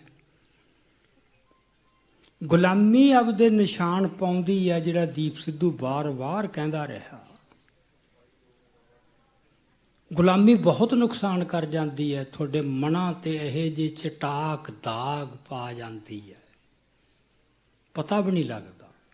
ਤੁਹਾਡਾ ਨਜ਼ਰੀਆ ਬਦਲ ਜਾਂਦਾ, ਤੁਹਾਡੀ ਭਾਸ਼ਾ ਬਦਲ ਜਾਂਦੀ ਹੈ, ਤੁਹਾਡਾ ਕਿਰਦਾਰ ਬਦਲ ਜਾਂਦਾ, ਤੁਹਾਡਾ ਸਾਰਾ ਅਮਲ ਬਦਲ ਜਾਂਦਾ, ਵਿਹਾਰ ਬਦਲ ਜਾਂਦਾ ਹੈ, ਪਤਾ ਲੱਗਦਾ ਨਹੀਂ।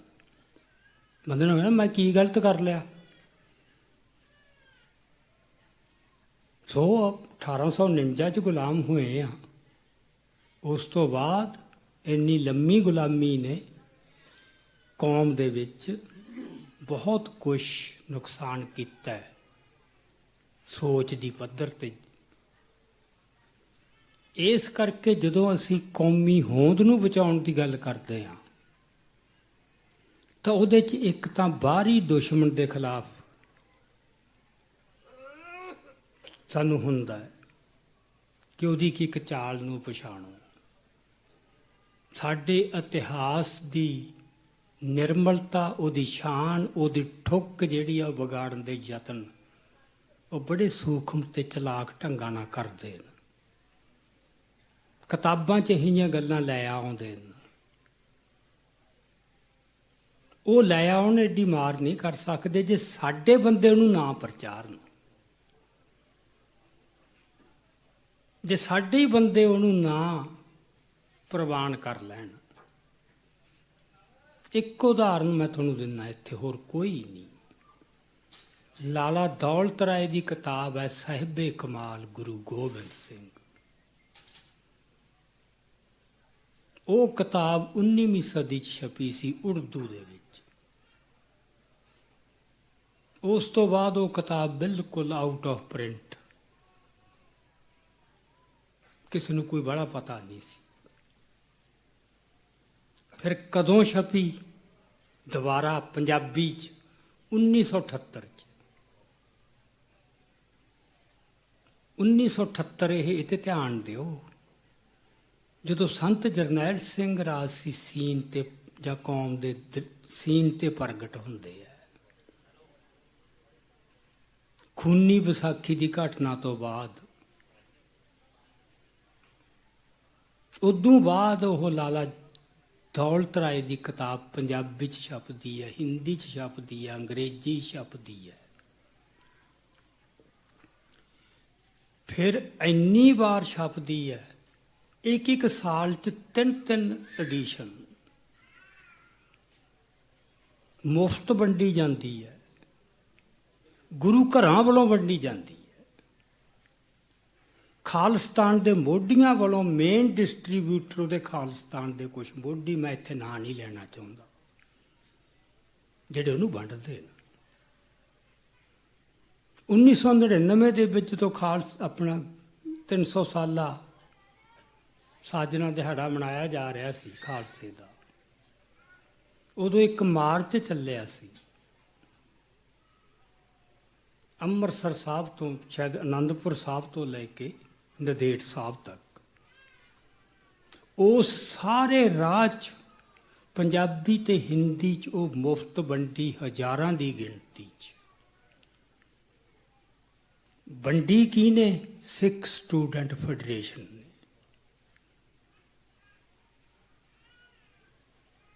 ਜੇ ਕਹੂੰ ਮੈਂ ਨਾਂ ਲੈ ਸਕਦਾ, ਪਰ ਨਾਂ ਵੀ ਬੰਦਿਆਂ ਦੇ ਲੈਣ ਦੀ ਲੋੜ ਨਹੀਂ, ਉਹ ਅੱਜ ਵੀ ਸਰਗਰਮ, ਅੱਜ ਵੀ ਉਹ ਪੰਥ ਦਾ ਹਿੱਸਾ ਨੂੰ, ਪੰਥ ਦੇ ਲੀਡਰ ਨੂੰ। ਮੈਂ ਥੋੜ੍ਹੇ ਦਿਨ ਹੋਏ ਨੇ ਪੰਜਵੜ ਜਾ ਕੇ ਆਇਆ, ਸ਼ਹੀਦ ਜਰਨਲ ਸਿੰਘ ਲਾਭ ਦੀ ਮਾਤਾ ਦਾ ਅਕਾਲ ਚਲਾਣਾ ਕਰ ਗਈ ਸੀ, ਉਹਦਾ ਅੰਤਮ ਅਰਦਾਸ ਸੀ। ਉਹੀ ਬੰਦੇ ਉਸ ਅਰਦਾਸ ਦੇ ਉੱਤੇ ਸਪੀਕਰ ਸੀਗੇ ਜੀ, ਤੇ ਸਟੇਜ ਤੋਂ ਉਹਨਾਂ ਦੀ ਮਹਿਮਾ ਗਾਈ ਜਾ ਰਹੀ ਸੀ। ਸੋ ਕੌਮੀ ਹੋਂਦ ਨੂੰ ਖਤਰਾ ਇਕੱਲਾ ਬਾਹਰਲਾ ਇੰਨਾ ਕਾਰਗਰ ਨਹੀਂ ਹੁੰਦਾ।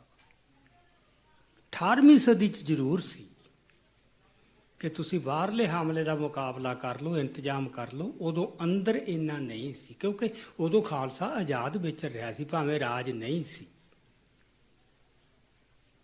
ਆਜ਼ਾਦੀ ਕੀ ਹੈ?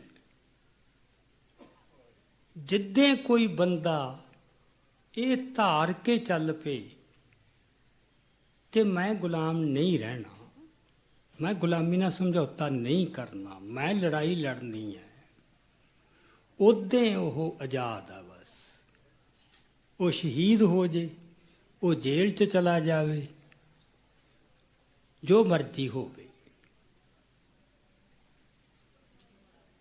ਸੋ ਉਸ ਰੂਪ ਦੇ ਵਿੱਚ ਇਹ ਜਿਹੜਾ ਆਜ਼ਾਦੀ ਦਾ ਮਸਲਾ ਹੈ, ਇਹ ਇਸ ਰੂਪ ਦੇ ਵਿੱਚ ਕੌਮ ਚਾਹੁੰਦਾ ਹੈ।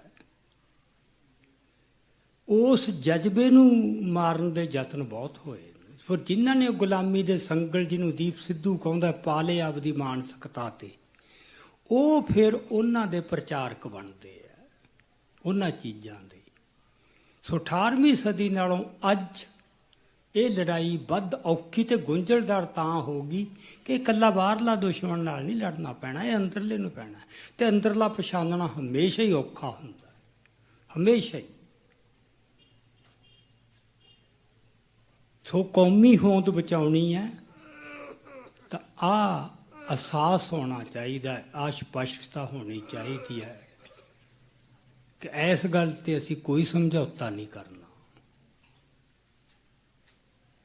ਮੈਨੂੰ ਕਈ ਥਾਵਾਂ ਤੇ ਸਟੇਜ ਉਹਨਾਂ ਲੋਕਾਂ ਨਾਲ ਸਾਂਝੀ ਕਰਨੀ ਪੈਂਦੀ ਹੈ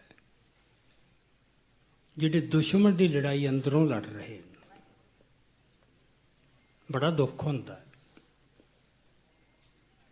ਬੜਾ ਕੁਛ ਤੁਹਾਨੂੰ ਆਪਦਾ ਕਾਬੂ ਕਰਨਾ ਪੈਂਦਾ ਉਸ ਮੌਕੇ ਦੇ ਉੱਤੇ। ਚਲੋ, ਮੇਰਾ ਖਿਆਲ ਇੰਨੀ ਕੁ ਗੱਲ ਮੈਂ ਜਿਹੜੀ ਵੀ ਕੌਮੀ ਹੋਂਦ ਦੀ ਰੱਖਿਆ ਤੋਂ ਭਾਵ ਕੀ ਹੈ।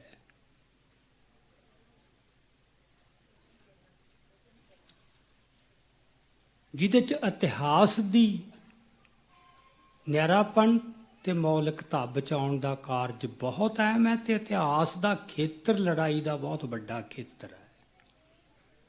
ਜੇ ਤੁਸੀਂ ਆਪਦਾ ਇਤਿਹਾਸ ਨਾ ਬਚਾਇਆ ਤਾਂ ਉੱਥੋਂ ਵਰਤਮਾਨ ਨਹੀਂ ਬਚਣਾ ਤੇ ਭਵਿੱਖ ਤਾਂ ਭੁੱਲ ਹੀ ਜਾਵੋ। ਐਡਾ ਅਹਿਮ ਹੈ ਜਿਹਨੂੰ ਅਸੀਂ ਅਣਗੌਲਾ ਕਰ ਦਿੰਦੇ ਹਾਂ। ਜਿਹਨੇ ਜੋ ਲਿਖਤਾ ਮੌਜ ਨਾਲ ਪੜ੍ਹਿਆ ਜੀ, ਉਹ ਬਹੁਤ ਕਮਾਲ ਹੈ, ਬਹੁਤ ਬਸ ਉਹ ਕਿਤਾਬਾਂ ਇਹੋ ਜਿਹੀਆਂ ਪਾਪੂਲਰ ਹੋ ਰਹੀਆਂ ਨੇ ਜਾਂ ਕੀਤੀਆਂ ਜਾ ਰਹੀਆਂ। ਬੜੀ ਹੈਰਾਨੀ ਹੁੰਦੀ ਹੈ ਵੀ ਬੰਦਿਆਂ ਨੂੰ ਸਮਝ ਨਹੀਂ ਆ ਰਹੀ। ਬੰਦੇ ਇਮਾਨਦਾਰ ਨੂੰ ਕੋਈ ਬੰਦੇ ਮਿੱਥ ਕੇ ਨਹੀਂ ਕਰ ਰਹੇ, ਉਹ ਸੋਝੀ ਨਹੀਂ, ਉਹ ਚੇਤਨਤਾ ਨਹੀਂ। ਸੋ ਇਹ ਤਾਂ ਕੌਮੀ ਹੋਣ ਦਾ ਮੈਂ ਜਿੰਨਾ ਕੁ ਮੈਂ ਕੋਸ਼ਿਸ਼ ਕੀਤੀ ਹੈ ਸਪਸ਼ਟ ਕਰਨ ਦੀ।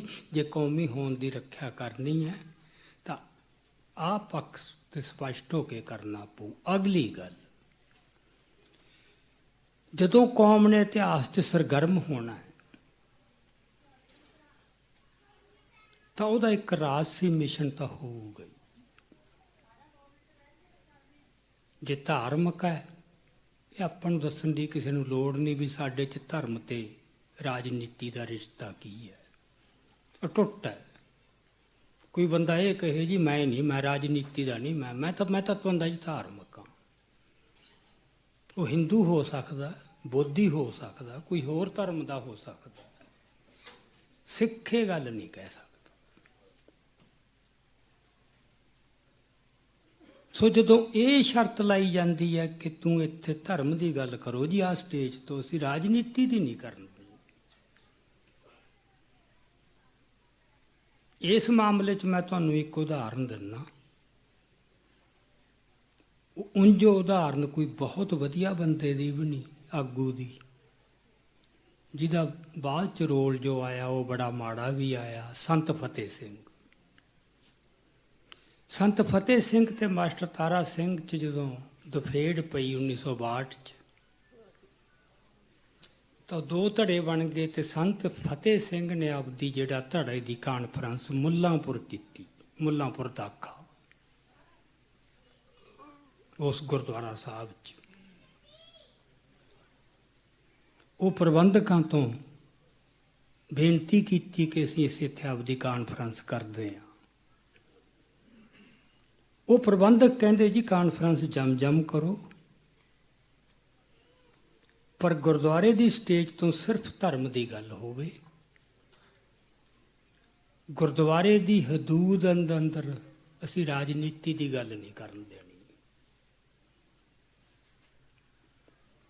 ਉਹ ਕਹਿੰਦੇ ਕੋਈ ਗੱਲ ਨਹੀਂ। ਮਤਲਬ ਤੁਸੀਂ ਸੰਤ ਫਤਿਹ ਸਿੰਘ ਦੇ ਵੀ ਇੱਕ ਤੁਸੀਂ ਗੁਣ ਦੇਖੋ, ਗੱਲ ਨੂੰ ਕਿਵੇਂ ਉਹ ਹੈਂਡਲ ਕਰ ਰਿਹਾ ਹੈ, ਕਿਵੇਂ ਲੈ ਰਹੇ ਨੇ। ਉਹ ਕਹਿੰਦਾ ਠੀਕ ਹੈ, ਫਿਰ ਮੈਂ ਪੰਜਵੇਂ ਪਾਤਸ਼ਾਹ ਦੀ ਗੱਲ ਗੁਰਦੁਆਰੇ ਦੀ ਇਹ ਸਟੇਜ ਤੋਂ ਕਰੂੰ। ਜਦੋਂ ਜਹਾਂਗੀਰ ਦਾ ਨਾਮ ਲੈਣਾ ਹੋ, ਮੈਂ ਬਾਹਰ ਨਿਕਲ ਕੇ ਇੱਕ ਸਟੇਜ ਉੱਥੇ ਲਾ ਦਿਓ, ਉੱਥੇ ਮੈਂ ਜਹਾਂਗੀਰ ਕਹਿ ਕੇ ਫਿਰ ਇੱਧਰ ਆ ਜਾ ਕਰੂੰਗਾ। ਕਿੰਨਾ ਸੋਹਣਾ ਤਰੀਕਾ ਗੱਲ ਕਹਿਣ ਦਾ। ਵੀ ਇਹ ਦੋ ਅੱਡ ਕਿਵੇਂ ਕਰ ਲਓਗੇ ਤੁਸੀਂ? ਪੰਜਵੇਂ ਪਾਤਸ਼ਾਹ ਦਾ ਸ਼ਹੀਦੀ ਦਿਹਾੜਾ ਵੀ ਮਨਾਉਣਾ ਹੈ, ਚਲ ਜਹਾਂਗੀਰ ਦਾ ਤਾਂ ਅਗਲਾ ਕਹਿੰਦਾ ਕਰ ਲਓ ਜੀ, ਉਹ ਤੇ ਤਾਂ ਹੁਣ ਕੋਈ ਖਤਰਾ ਨਹੀਂ ਨਾ। ਗੱਲ ਕਰੰਟ ਤੇ ਆਉਂਦੀ ਹੈ, ਵਰਤਮਾਨ ਤੇ।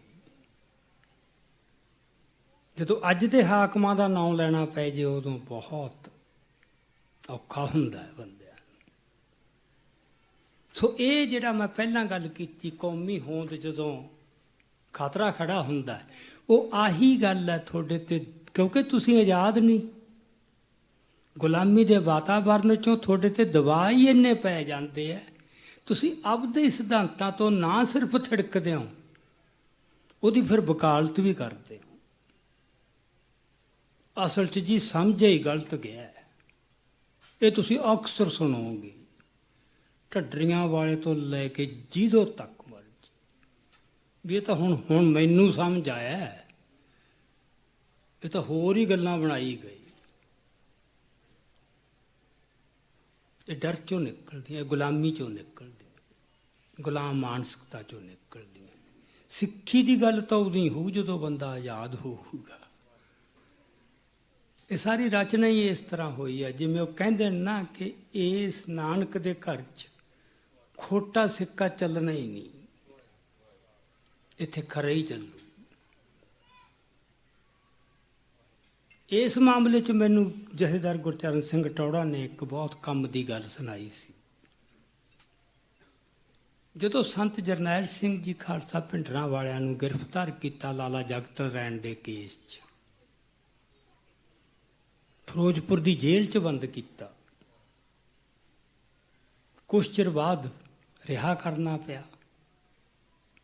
ਜਦੋਂ ਉਹ ਬਾਹਰ ਆਏ ਰਿਹਾ ਹੋ ਕੇ, ਜੋ ਉਹਨਾਂ ਦਾ ਹਰ ਜਗ੍ਹਾ ਦੇ, ਨਾ ਸਿਰਫ ਪੰਜਾਬ 'ਚ, ਜਿੱਥੇ ਵੀ ਗਏ ਦੇਸ਼ 'ਚ ਅੰਦਰ ਇੱਥੇ, ਭਾਵੇਂ ਉਹ ਕਲਕੱਤਾ, ਭਾਵੇਂ ਬੰਬੇ ਹੈ, ਭਾਵੇਂ ਉਹ ਰੁੜਕੇਲਾ, ਉਹਨਾਂ ਦਾ ਜੋ ਸਵਾਗਤ ਹੋਇਆ, ਜਿਵੇਂ ਕੌਮ ਖੜੀ ਹੋ ਗਈ ਹੁੰਦੀ ਹੈ, ਉਹ ਪੂਰਾ ਉਹਨਾਂ ਨੇ ਇੱਕ ਦੌਰਾ ਕੀਤਾ। ਦੌਰਾ ਕਰਕੇ ਵਾਪਸ ਆ ਗਏ।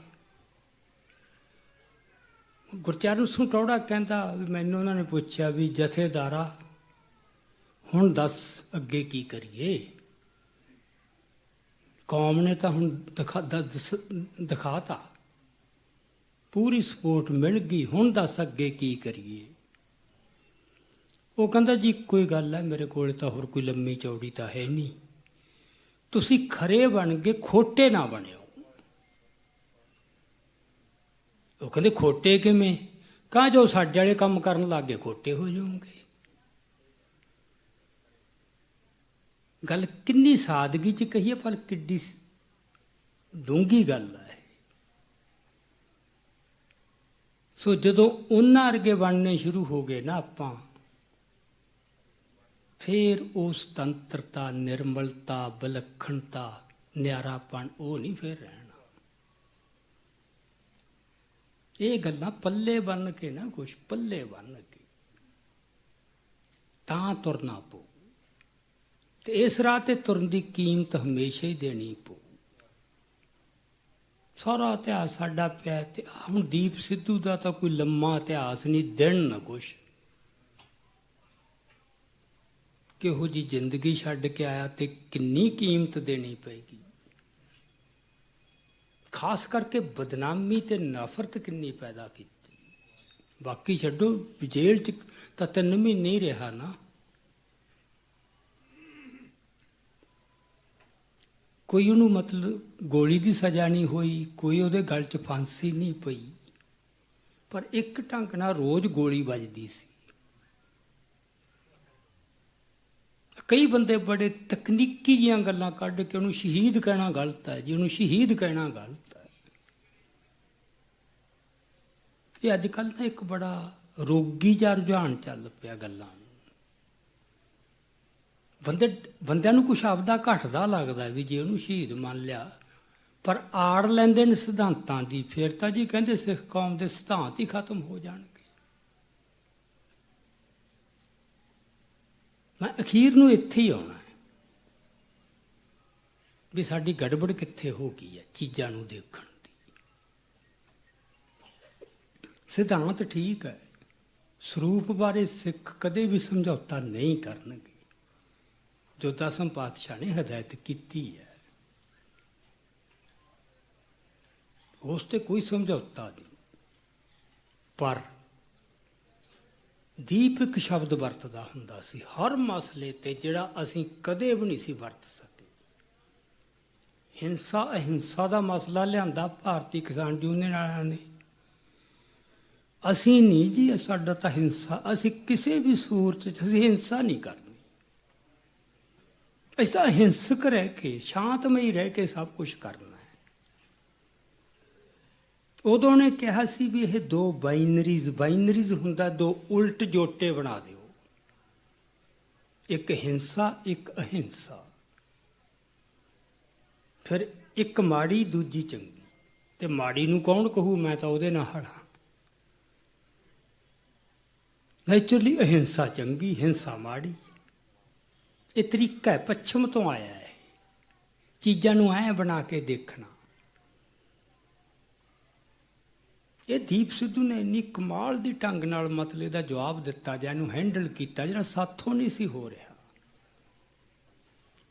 ਉਹ ਕਹਿੰਦਾ ਹਿੰਸਾ ਇਹ ਕੋਈ ਚੀਜ਼ ਨਹੀਂ ਹੁੰਦੀ, ਇਹ ਤਾਂ ਵਹਿਣ ਹੈ ਇਤਿਹਾਸ ਦਾ। ਉਹ ਵਹਿਣ ਨੇ ਆਪਦੇ ਪਤਾ ਨਹੀਂ ਕਿਹੜੇ ਕਿਹੜੇ ਰੂਪ ਬਦਲੀ ਜਾਣੇ ਨੇ।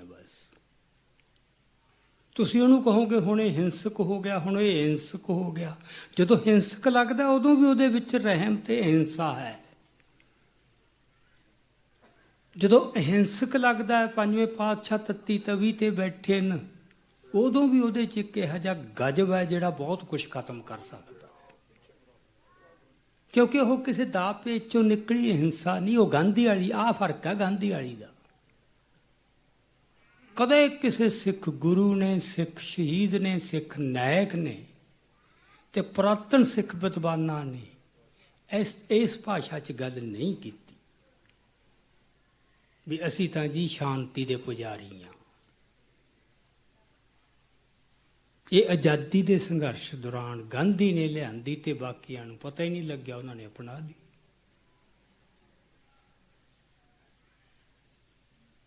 ਤੁਹਾਡੀ ਹਿੰਸਾ ਵਿੱਚ ਵੀ ਬਹੁਤ ਰਹਿਮ ਹੋ ਸਕਦਾ ਤੇ ਤੁਹਾਡੀ ਅਹਿੰਸਾ ਵਿੱਚ ਵੀ ਤੇਗ ਤੋਂ ਵੀ ਵੱਧ ਜ਼ੋਰ ਹੋ ਸਕਦਾ, ਕਿਉਂਕਿ ਤਿੰਨਾਂ ਦੇ ਪਿੱਛੇ ਸੱਚ ਇੱਕੋ ਖੜਾ, ਰੂਹਾਨੀ, ਸਿਆਸੀ ਗਿਣਤੀ ਮਿਣਤੀ।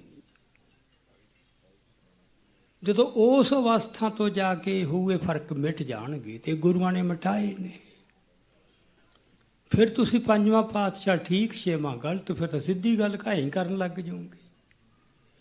ਕਹਿ ਗਏ ਹੁਣ ਬੰਦੇ ਇਹ ਆ ਗਏ ਬਹੁਤ ਵੀ 5ਵੇਂ ਤੱਕ ਸਾਨੂੰ ਠੀਕ ਹੈ ਜੀ, ਤੇ 6ਵੇਂ ਤੋਂ ਗੜਬੜ ਹੋ ਗਈ ਬਸ ਜਾ ਕੇ, ਕਿਉਂਕਿ ਉਹਨਾਂ ਨੂੰ ਉਹ ਸੱਚੀ ਸਮਝ ਵੀ ਨਹੀਂ ਆ ਰਹੀ।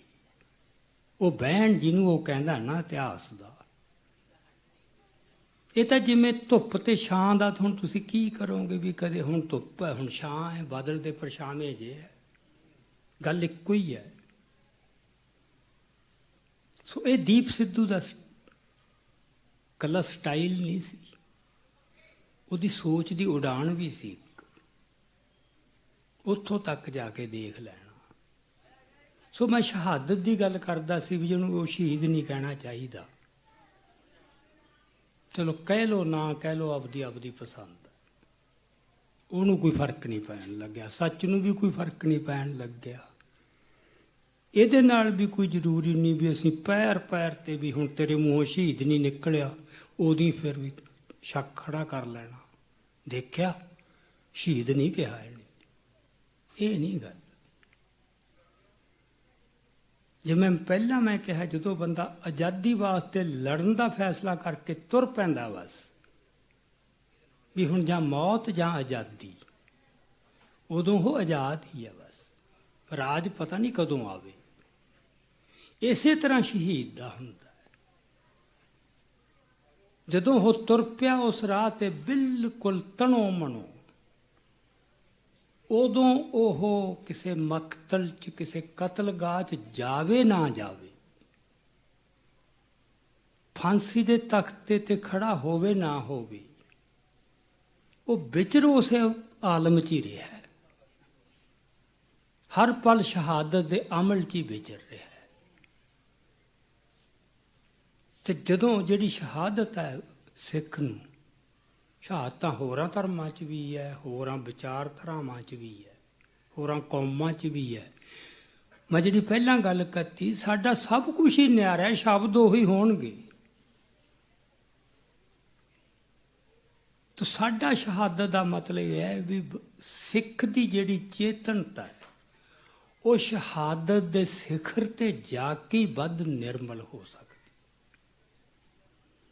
ਸ਼ਹੀਦ ਉਦੋਂ ਹੋਊ ਜਦੋਂ ਮਨ ਚੋਂ ਸਭ ਕਿਸਮ ਦੇ ਬਕਾਰ ਨਿਕਲ ਜਾਣਗੇ, ਨਹੀਂ ਬੰਦਾ ਇੱਥੇ ਇੰਨੇ ਮੋਹ ਜੋੜੀ ਬੈਠਾ ਹੁੰਦਾ, ਮੇਰੇ ਬੱਚਿਆਂ ਦਾ ਕੀ ਬਣੂ, ਮੇਰੀ ਜਾਇਦਾਦ ਦਾ, ਮੇਰਾ ਉਹ ਜੇ ਵੋ।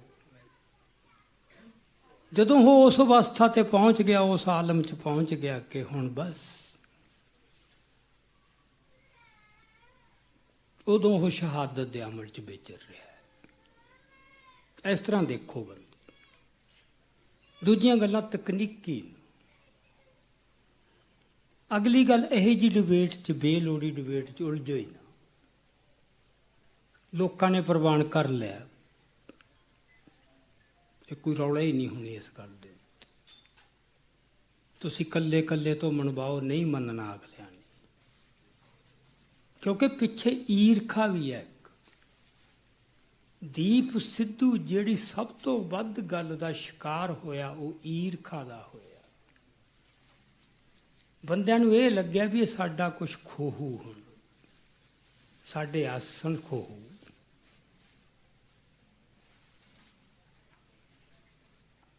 ਜਿਹੜੇ ਬੰਦੇ 'ਚ ਇਹ ਡਰ ਹੈ ਵੀ ਮੇਰਾ ਕੁਛ ਖੁੱਸ ਨਾ ਜਾਵੇ, ਉਹ ਸ਼ਹੀਦ ਧਨ ਮਤਲਬ ਛੱਡੋ, ਉਹ ਸਿੱਖ ਨਹੀਂ ਕਹਾ ਸਕਦਾ। ਤੇ ਜਿਹੜੇ ਬੰਦੇ ਉਹ ਤੇ ਇਹ ਤੋਮਤਾਂ ਲਾ ਰਹੇ ਨੇ, ਤੂੰ ਸਰੂਪ ਨਹੀਂ ਤੇਰਾ, ਤੇ ਸਿੱਖੀ ਦੀ ਤਾਂ ਆਹ ਮਰਿਆਦਾ ਹੈ, ਸਿੱਖੀ ਦੇ ਤਾਂ ਆਹ ਸਿਧਾਂਤ ਨੇ। ਤੇ ਸਿੱਖੀ ਦਾ ਬਹੁਤ ਹੀ ਉੱਤਮ ਤੇ ਪਵਿੱਤਰ ਸਿਧਾਂਤ ਇਹ ਵੀ ਹੈ ਕਿ ਮਨੋ ਵਿਕਾਰ ਸਾਰੇ ਕੱਢ ਦਿਓ, ਹਉਮੈ ਤੇ ਈਰਖਾ ਵੀ, ਸਾੜੇ ਵੀ। ਜੇ ਸਾੜੇ 'ਚ ਪੁੱਜ ਰਹੇ ਹੋ, ਮਤਲਬ ਤੁਹਾਡੇ ਬਾਣਾ ਵੀ ਹੈ, ਬਾਣੀ ਵੀ ਹੈ, ਉਹ ਦਾਵਾ ਵੀ ਅਸੀਂ ਤਾਂ ਅਸਲੀ ਸਿੱਖ ਹਾਂ। ਉਹ ਤਾਂ ਹਉਮੈ ਹੈ ਨਾ, ਤੇ ਹਉਮੈ ਵੀ ਝੂਠੀ, ਅਸਲੀ ਸਿੱਖ ਹੈ ਵੀ ਨਹੀਂ। ਮਨਾਂ 'ਚ ਤਾਂ ਕੀ ਕੁਛ ਪਿਆ। ਸੋ ਦੀਪ ਸਿੱਧੂ ਨੂੰ ਦੇਖਣ ਵਾਸਤੇ ਕਈ ਦ੍ਰਿਸ਼ਟੀਆਂ ਚਾਹੀਦੀਆਂ। ਜਦੋਂ ਉਹਨੂੰ ਇਸ ਤਰ੍ਹਾਂ ਦੇਖਾਂਗੇ, ਉਹਦੇ 'ਚੋਂ ਤਾਂ ਬੜਾ ਕੁਛ ਤੁਹਾਨੂੰ ਮਿਲੂਗਾ, ਬੜਾ ਕੁਛ ਗ੍ਰਹਿਣ ਹੋਊਗਾ। ਨਹੀਂ ਜਿਵੇਂ ਇਤਿਹਾਸ 'ਚ ਵਾਪਰਦਾ, ਹੌਲੀ ਹੌਲੀ ਬੁੱਤ ਬਣ ਜਾਂਦੇ ਆ ਬਸ। ਸ਼ਹੀਦ ਵੀ ਬੁੱਤ ਬਣ ਜਾਂਦੇ ਆ। ਆ ਬਣ ਗਏ ਸ਼ਹੀਦ ਭਗਤ ਸਿੰਘ। ਦੇਖੋ ਬੀਜੇਪੀ ਦਾ ਵੀ ਪੂਜਨੀਕ ਸ਼ਹੀਦ, ਕਾਂਗਰਸ ਦਾ ਵੀ, ਅਕਾਲੀਆਂ ਦਾ ਵੀ, ਆਮ ਆਦਮੀ ਪਾਰਟੀ ਦਾ ਵੀ, ਪਰ ਕਿਹੜਾ ਸਮਾਜ ਦਾ ਅੰਗ ਹੈ ਭਾਰਤ ਦਾ? ਠੱਗਾਂ ਦਾ ਵੀ, ਲੁਟੇਰਿਆਂ ਦਾ ਵੀ, ਸੱਚਿਆਂ ਦਾ ਵੀ, ਝੂਠਿਆਂ ਦਾ ਵੀ। ਇਦੋਂ ਵੱਧ ਸ਼ਹੀਦ ਦਾ ਅਪਮਾਨ ਕੀ ਹੋ ਸਕਦਾ ਹੈ? ਉਹ ਤੱਕ ਸੋ ਸ਼ਹੀਦ ਇੱਕ ਵਾਰ ਕਤਲ ਨਹੀਂ ਹੁੰਦਾ, ਸ਼ਹੀਦ ਵਾਰ-ਵਾਰ ਕਤਲ ਕੀਤਾ ਜਾਂਦਾ। ਪਹਿਲਾਂ ਜਿਸਮਾਨੀ ਤੌਰ ਤੇ, ਫਿਰ ਉਹਦੀ ਸੋਚ ਤੇ ਉਹਦੇ ਅਕਸ ਨੂੰ। ਇਹ ਮੈਂ ਅੱਗੇ ਜਾ ਕੇ ਗੱਲ ਕਰੂੰ, ਜਦੋਂ ਖਾੜਕੂ ਲਹਿਰ ਦੇ ਸੰਬੰਧ 'ਚ ਆਪਾਂ ਗੱਲ ਕਰਾਂਗੇ ਵੀ ਸਾਡੇ ਨੁਕਸਾਨ ਕੀ ਹੋਇਆ। ਚਲੋ ਸਮਾਂ ਕਾਫੀ ਹੋ ਗਿਆ, ਤੇ ਹੁਣ ਆਪਾਂ ਅਗਲੀ ਗੱਲ ਜਿਹੜੀ ਮੈਂ ਕਰਨੀ ਚਾਹੁੰਦਾ, ਕੌਮੀ ਹੋਂਦ ਦੀ ਗੱਲ ਹੀ। ਹੁਣ ਜਦੋਂ ਕੌਮ ਨੇ ਇਤਿਹਾਸ ਦੇ ਖੇਤਰ 'ਚ ਸਰਗਰਮ ਹੋਣਾ ਹੈ, ਤਾਂ ਉਦੋਂ ਰਾਜਸੀ ਨਿਸ਼ਾਨਾ ਵੀ ਆਊਗਾ। ਅੱਡ ਅੱਡ ਦੌਰਾਂ 'ਚ ਵੀ ਅੱਜ ਸਾਡਾ ਨਿਸ਼ਾਨਾ ਕੀ ਹੈ, ਕਾਹਦੇ ਵਾਸਤੇ ਸੰਘਰਸ਼ ਕਰ ਰਹੇ ਹਾਂ। ਬਾਕੀ ਤਾਂ ਵੱਡਾ ਧਾਰਮਿਕ ਤੇ ਰੂਹਾਨੀ ਉਹ ਤਾਂ ਹੈ ਹੀ ਹੈ, ਪਰ ਇਸ ਦਾ ਇਤਿਹਾਸ 'ਚ ਵਿਚਰ ਰਹੇ ਹਾਂ ਨਾ। ਤੇ ਹਰ ਸਮੇਂ ਦੀਆਂ ਜਿਹੜੀਆਂ ਕਾਬਜ਼ ਤਾਕਤਾਂ ਨੇ, ਉਹਨਾਂ ਨੂੰ ਸਾਡਾ ਨਹੀਂ ਗਵਾਰਾ, ਸਾਡਾ ਨਿਆਰਾਪਣ ਤੇ ਸਾਡਾ ਸਾਰਾ ਕੁਝ ਉਹ ਨਹੀਂ ਹੋਣ ਦਿੰਦਾ। ਸੋ ਤੁਸੀਂ ਆਪਦਾ ਜੇ ਨਿਆਰਾਪਣ ਬਚਾਉਣਾ ਹੈ ਤਾਂ ਆਪਦਾ ਸੁਤੰਤਰ ਰਾਜ ਤੋਂ ਬਿਨਾਂ ਮੁਕੰਮਲ, ਜਿਹਨੂੰ ਅਸੀਂ ਕਹਿੰਦੇ ਹਾਂ ਸੋਵਰੈਨਿਟੀ, ਅੰਗਰੇਜ਼ੀ 'ਚ ਕਹਿ ਦਿੰਦੇ ਹਾਂ ਖੁਦ ਮੁਖਤਿਆਰੀ, ਇਦੋਂ ਬਿਨਾਂ ਤੁਸੀਂ ਉਹਨੂੰ ਪੂਰਨ ਰੂਪ 'ਚ ਆਪਦਾ ਉਹਨੂੰ ਬਚਾ ਸਕੋ। ਸਪਸ਼ਟ ਜਿੰਨੇ ਮਰਜ਼ੀ ਹੋ ਜਾਓ, ਚੇਤੰਨ ਜਿੰਨੇ ਮਰਜ਼ੀ ਹੋ ਜਾਓ, ਉਹ ਗੁਲਾਮੀ ਦੇ ਨੇ ਤੁਹਾਡੇ ਕੁਛ ਚਿੱਬ ਪਾਉਣੇ ਹੀ ਪਾਉਣੇ ਹੈ। ਸੋ ਉਹਦੀ ਮੌਲਿਕਤਾ ਤੇ ਪੂਰੀ ਜਿਹੜੀ ਹੈਗੀ ਹੈ ਨਾ ਵਿਲੱਖਣਤਾ, ਨਿਆਰਾਪਣ, ਉਹ ਤਾਂ ਰਹੂ ਜੇ ਵਾਤਾਵਰਨ ਉਹ ਹੋ ਆਜ਼ਾਦ ਵਾਤਾਵਰਨ, ਕਿਉਂਕਿ ਸਿਰਜੇ ਹੀ ਆਜ਼ਾਦ ਗਏ। ਅਕਾਲ ਪੁਰਖ ਨੇ ਸਿੱਖ ਨੂੰ ਆਜ਼ਾਦ ਸਿਰਜਿਆ, ਵੈਸੇ ਤਾਂ ਹਰ ਪੰਛੀ ਜੀਵ ਨੂੰ ਵੀ ਆਜ਼ਾਦ ਸਿਰਜਿਆ। ਉਹਨਾਂ ਕੋਲੇ ਵਿਚਾਰਿਆਂ ਕੋਲੇ ਸਮਰੱਥਾ ਨਹੀਂ ਹੁੰਦੀ ਵੀ ਉਹ ਆਪਦੀ ਆਜ਼ਾਦੀ ਦਾ ਅਹਿਸਾਸ ਕਰ ਸਕਣ ਤੇ ਫਿਰ ਉਸ ਤਰ੍ਹਾਂ ਕੋਈ ਸੰਘਰਸ਼ ਕਰ ਸਕਣ। ਹੁਣ ਮੱਝਾਂ ਗਾਵਾਂ ਕਿਤੇ ਬੈਠ ਕੇ ਮਤੇ ਪਾ ਸਕਦੀਆਂ ਵੀ ਅਸੀਂ ਕੀ ਸੀ ਤੇ ਸਾਨੂੰ ਕੀ ਬਣਾ ਲਿਆ? ਤਾਂ ਹੀ ਅਸੀਂ ਕਹਿੰਦੇ ਸਭ ਤੋਂ ਉੱਤਮ ਜੂਨ ਜਿਹੜੀ ਆ ਉਹ ਮਨੁੱਖੀ ਜੂਨ ਹੈ, ਕਿਉਂਕਿ ਇੱਕੋ ਹੀ ਜੂਨ ਹੈ ਜਿਹੜੀ ਆਪਦਾ ਜਨਮ ਸਫਲਾ ਕਰ ਸਕਦੀ ਹੈ। ਬਾਕੀ ਤਾਂ ਉਹ ਜੋ ਲਿਖਿਆ ਆਵਾ ਗਾਉਣ ਦਾ ਚੱਕਰ, ਉਹਦੇ 'ਚ ਉਹਨਾਂ ਨੇ ਪਏ ਰਹਿਣਾ ਵਿਚਾਰਿਆਂ ਨੇ। ਮਨੁੱਖ ਨੂੰ ਇਹ ਸਮਰੱਥਾ ਬਖਸ਼ੀ ਹੈ, ਜੇ ਉਹ ਉਹਦੀ ਪਛਾਣ ਲਈ ਸਮਰੱਥਾ, ਤੇ ਉਹਦੇ ਉਸ ਮੁਤਾਬਕ ਆਪਦਾ ਜੀਵਨ ਜਿਉਣਾ ਸ਼ੁਰੂ ਕਰ ਦੇ। ਉਸ ਸੰਦਰਭ ਦੇ ਵਿੱਚ ਰਾਜਸੀ ਨਿਸ਼ਾਨੇ ਦੀ ਗੱਲ ਆਉਂਦੀ। 18ਵੀਂ ਸਦੀ ਦੇ ਸਾਰੇ ਸੰਘਰਸ਼ ਵਿੱਚ ਖਾਲਸੇ ਦਾ ਰਾਜਸੀ ਨਿਸ਼ਾਨਾ ਆਪਦੀ ਮੁਕੰਮਲ ਸੋਵਰੈਨਿਟੀ, ਪ੍ਰਭੂ ਸਤ ਸੰਪੰਨਾ ਆਜ਼ਾਦ ਰਾਜ ਦਾ ਸੀ। ਗੁਲਾਮੀ ਮਾਨਸਿਕ ਤੌਰ ਤੇ ਕਬੂਲ ਕੀਤੀ ਨਹੀਂ ਸੀ। ਕਿੱਡੇ ਕਿੱਡੇ ਸਾਕੇ ਘੱਲੂਘਾਰੇ ਜ਼ੁਲਮ ਝੱਲੇ, ਪਰ ਉਹ ਈਨ ਨਹੀਂ ਮੰਨੀ, ਗੁਲਾਮੀ ਨਹੀਂ ਮੰਨੀ। ਤੁਸੀਂ ਉਹ ਇਤਿਹਾਸ 'ਚੋਂ ਦੱਸੋ ਆਪਾਂ ਨੂੰ, ਕਿੰਨੇ ਕੁ ਬੰਦੇ ਜਾ ਕੇ ਦੁਸ਼ਮਣ ਨਾਲ ਰਲ ਗਏ ਵੀ ਸਾਨੂੰ ਸੌਂਪੋ ਜੀ ਅੱਜ ਕਮਾਨ, ਅਸੀਂ ਕਰਦੇ ਹਾਂ ਇਹਨਾਂ ਨੂੰ ਠੀਕ। ਇੱਕ ਵੀ ਨਹੀਂ ਇਸ ਰੂਪ ਦੇ ਵਿੱਚ। ਉਦੋਂ ਸਿੱਖਾਂ ਦੇ ਵਿੱਚ ਦੋ ਸ਼ਬਦ ਪ੍ਰਚਲਿਤ ਸੀ, ਇੱਕ ਮਿਲਵਰਤਣੀਏ, ਇੱਕ ਚਕਰੈਲ।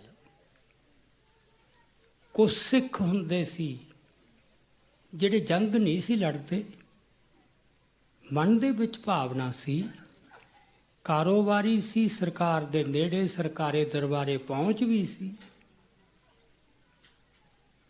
ਉਹ ਫਿਰ ਉਸ ਦਾਇਰੇ 'ਚ ਰਹਿੰਦਿਆਂ ਜਿੰਨਾ ਕੁ ਕੌਮ ਦਾ ਭਲਾ ਕਰ ਸਕਦੇ ਸੀ ਉਹ ਵੀ ਕਰੀ ਜਾਂਦੇ ਸੀ। ਪਰ ਬਿਲਕੁਲ ਉਹਨਾਂ ਵਾਂਗੂ ਆ ਕੇ ਲੜ ਵੀ ਨਹੀਂ ਸਕਦੇ ਸੀ। ਉਹਨਾਂ ਨੂੰ ਕਦੇ ਕਿਸੇ ਸਿੱਖ ਨੇ ਗਦਾਰ ਨਹੀਂ ਕਿਹਾ, ਕਦੇ ਵੀ। ਉਹਨਾਂ ਨੂੰ ਮਿਲਵਰਤਣੀਏ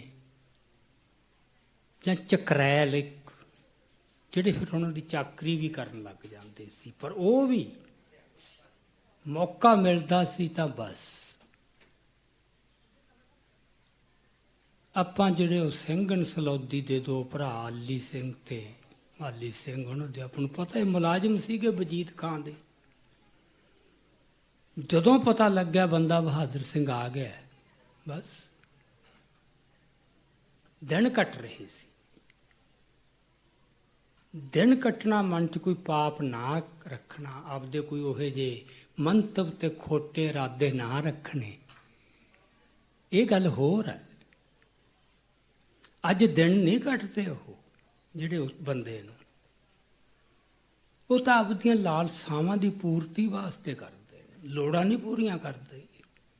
ਇੰਨੀ ਦੌਲਤ ਦੀ ਲੋੜ ਆ ਬਾਦਲਾਂ ਨੂੰ ਜਾਂ ਕਿਸੇ ਨੂੰ ਵੀ ਹੋਰ, ਵੀ ਕਈ ਜਨਮਾਂ ਤੱਕ ਸਾਡਾ ਚੱਲੀ ਜਾਵੇ ਇਸ ਤਰ੍ਹਾਂ ਦਾ। ਇਹ ਹਵਸ਼ ਹੈ, ਇਹ ਭੁੱਖ ਹੈ, ਇਹ ਲਾਲਸਾ, ਇਹ ਲੋੜ ਨਹੀਂ। ਪਰ ਜਿਹੜੀ ਇਹੀ ਜੀ ਲਾਲਸਾ ਹੋਊ, ਇਹੀ ਜੀ ਹਵਸ਼ ਹੋਊ, ਉਹ ਤਾਂ ਫਿਰ ਵੱਡੇ ਤੋਂ ਵੱਡਾ ਗੁਨਾਹ ਵੀ ਕਰਵਾਊਗੀ। ਸੋ ਇਹ ਬੰਦੇ ਪਾਪੀ ਕਹਿ ਲਓ ਆਪਾਂ, ਜਿਹੜੇ ਸੋਚ ਸਮਝ ਕੇ ਆਪਦੇ ਹਿੱਤਾਂ ਵਾਸਤੇ ਕੌਮ ਦੇ ਨਾਲ ਧਰੋਹ ਕਮਾ ਰਹੇ ਤੇ ਉਹਨਾਂ ਦੀ ਸੇਵਾ ਕਰ ਰਹੇ। ਇਹ ਤਾਂ ਪ੍ਰਵਾਨ ਹੋ ਗਏ, ਕੌਮ ਵੀ ਕਮਜ਼ੋਰ ਹੋ ਗਈ।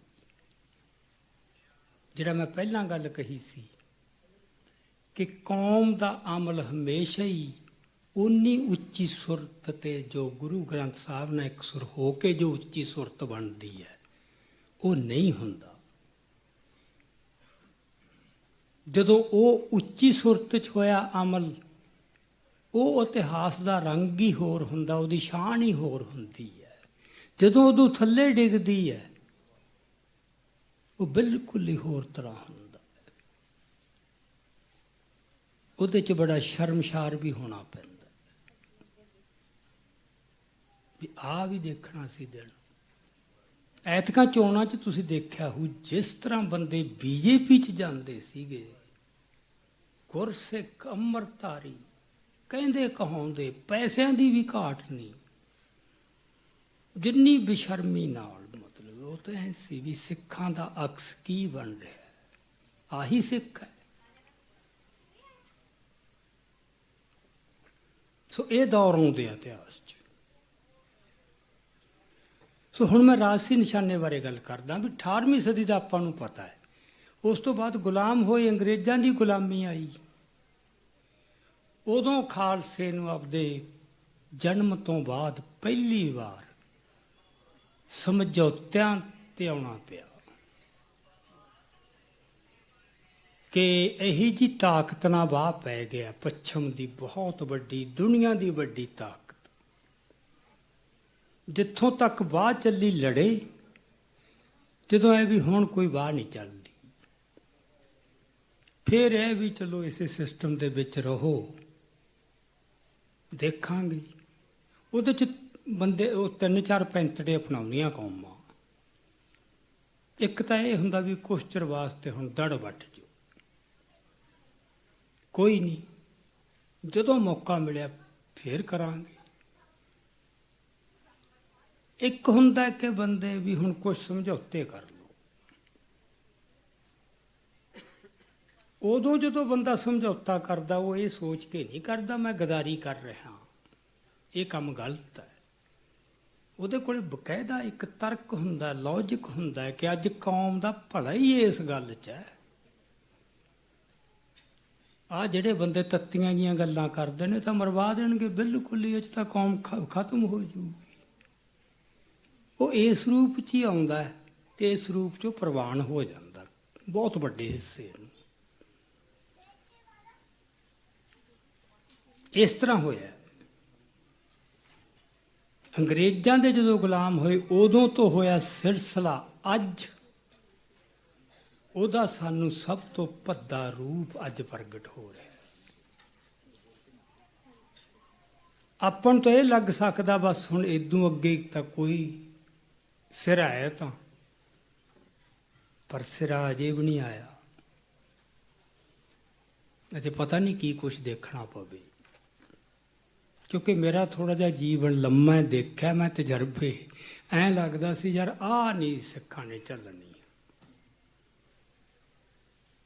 ਆਉਂਦੇ ਨੇ ਦੌਰ, ਕੌਮਾਂ ਦੇ ਮਨ ਕਮਜ਼ੋਰ ਪੈਂਦੇ ਨੇ, ਫਿਰ ਅਕਾਲ ਪੁਰਖ, ਕਿਉਂਕਿ ਅਕਾਲ ਪੁਰਖ ਦੀ ਸਿਰਜੀ ਹੋਈ ਹੈ, ਚਿੰਤਾ ਤਾਂ ਉਹਨੂੰ ਹੈ ਅਕਾਲ ਪੁਰਖ ਨੂੰ ਕਿ ਕੌਮ ਨੂੰ ਬਚਾਉਣਾ ਵੀ ਹੈ।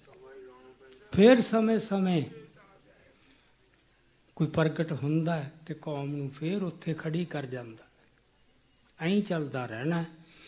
ਇਦੋਂ ਵੀ ਵਿਰਾਟ ਰੂਪ ਦੇ ਵਿੱਚ ਨਿਗਾਰ ਸਾਨੂੰ ਕਿਰਦਾਰਾਂ ਦਾ, ਬੰਦਿਆਂ ਦਾ, ਰਿਸ਼ਤਿਆਂ ਦਾ ਉਹ ਦੇਖਣਾ ਪੈ ਸਕਦਾ। ਉਹਦੇ ਵਾਸਤੇ ਮੈਂਟਲੀ ਤਿਆਰ ਰਹੋ।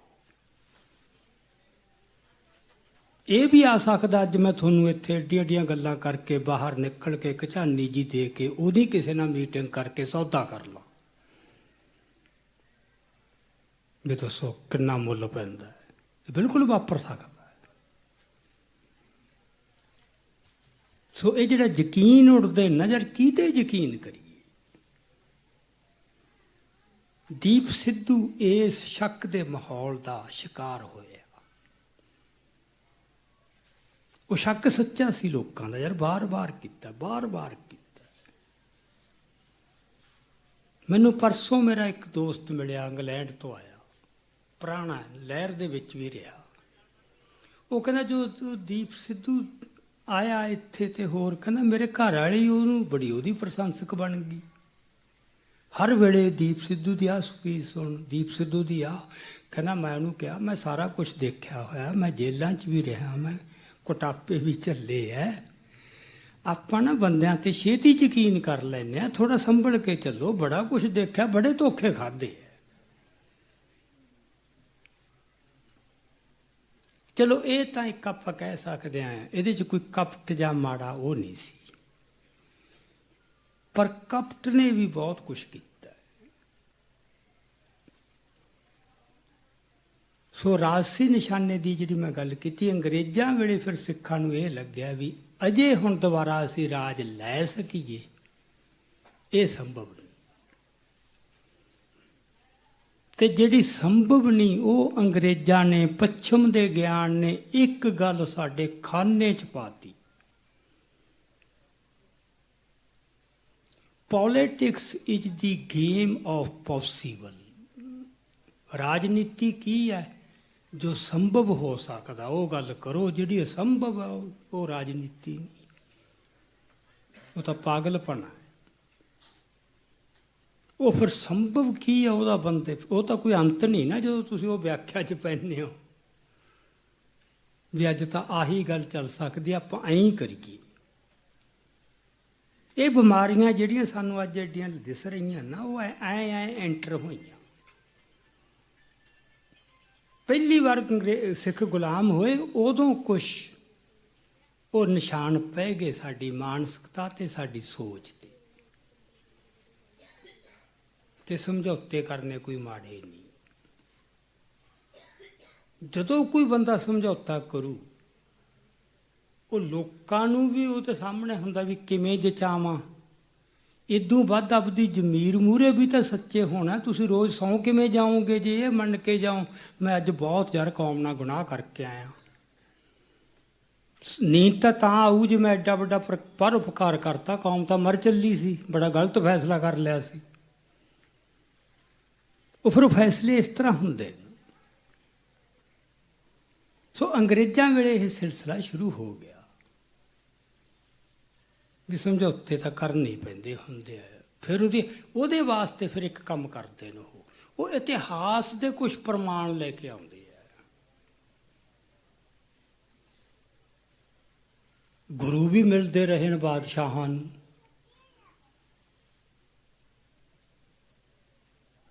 ਮਤਲਬ ਰੀਸੈਂਟਲੀ ਜਿਹੜੇ ਬੰਦੇ ਦਮਦਮੀ ਟਕਸਾਲ ਦੇ, ਖਾੜਕੂ ਲਹਿਰ ਦੇ।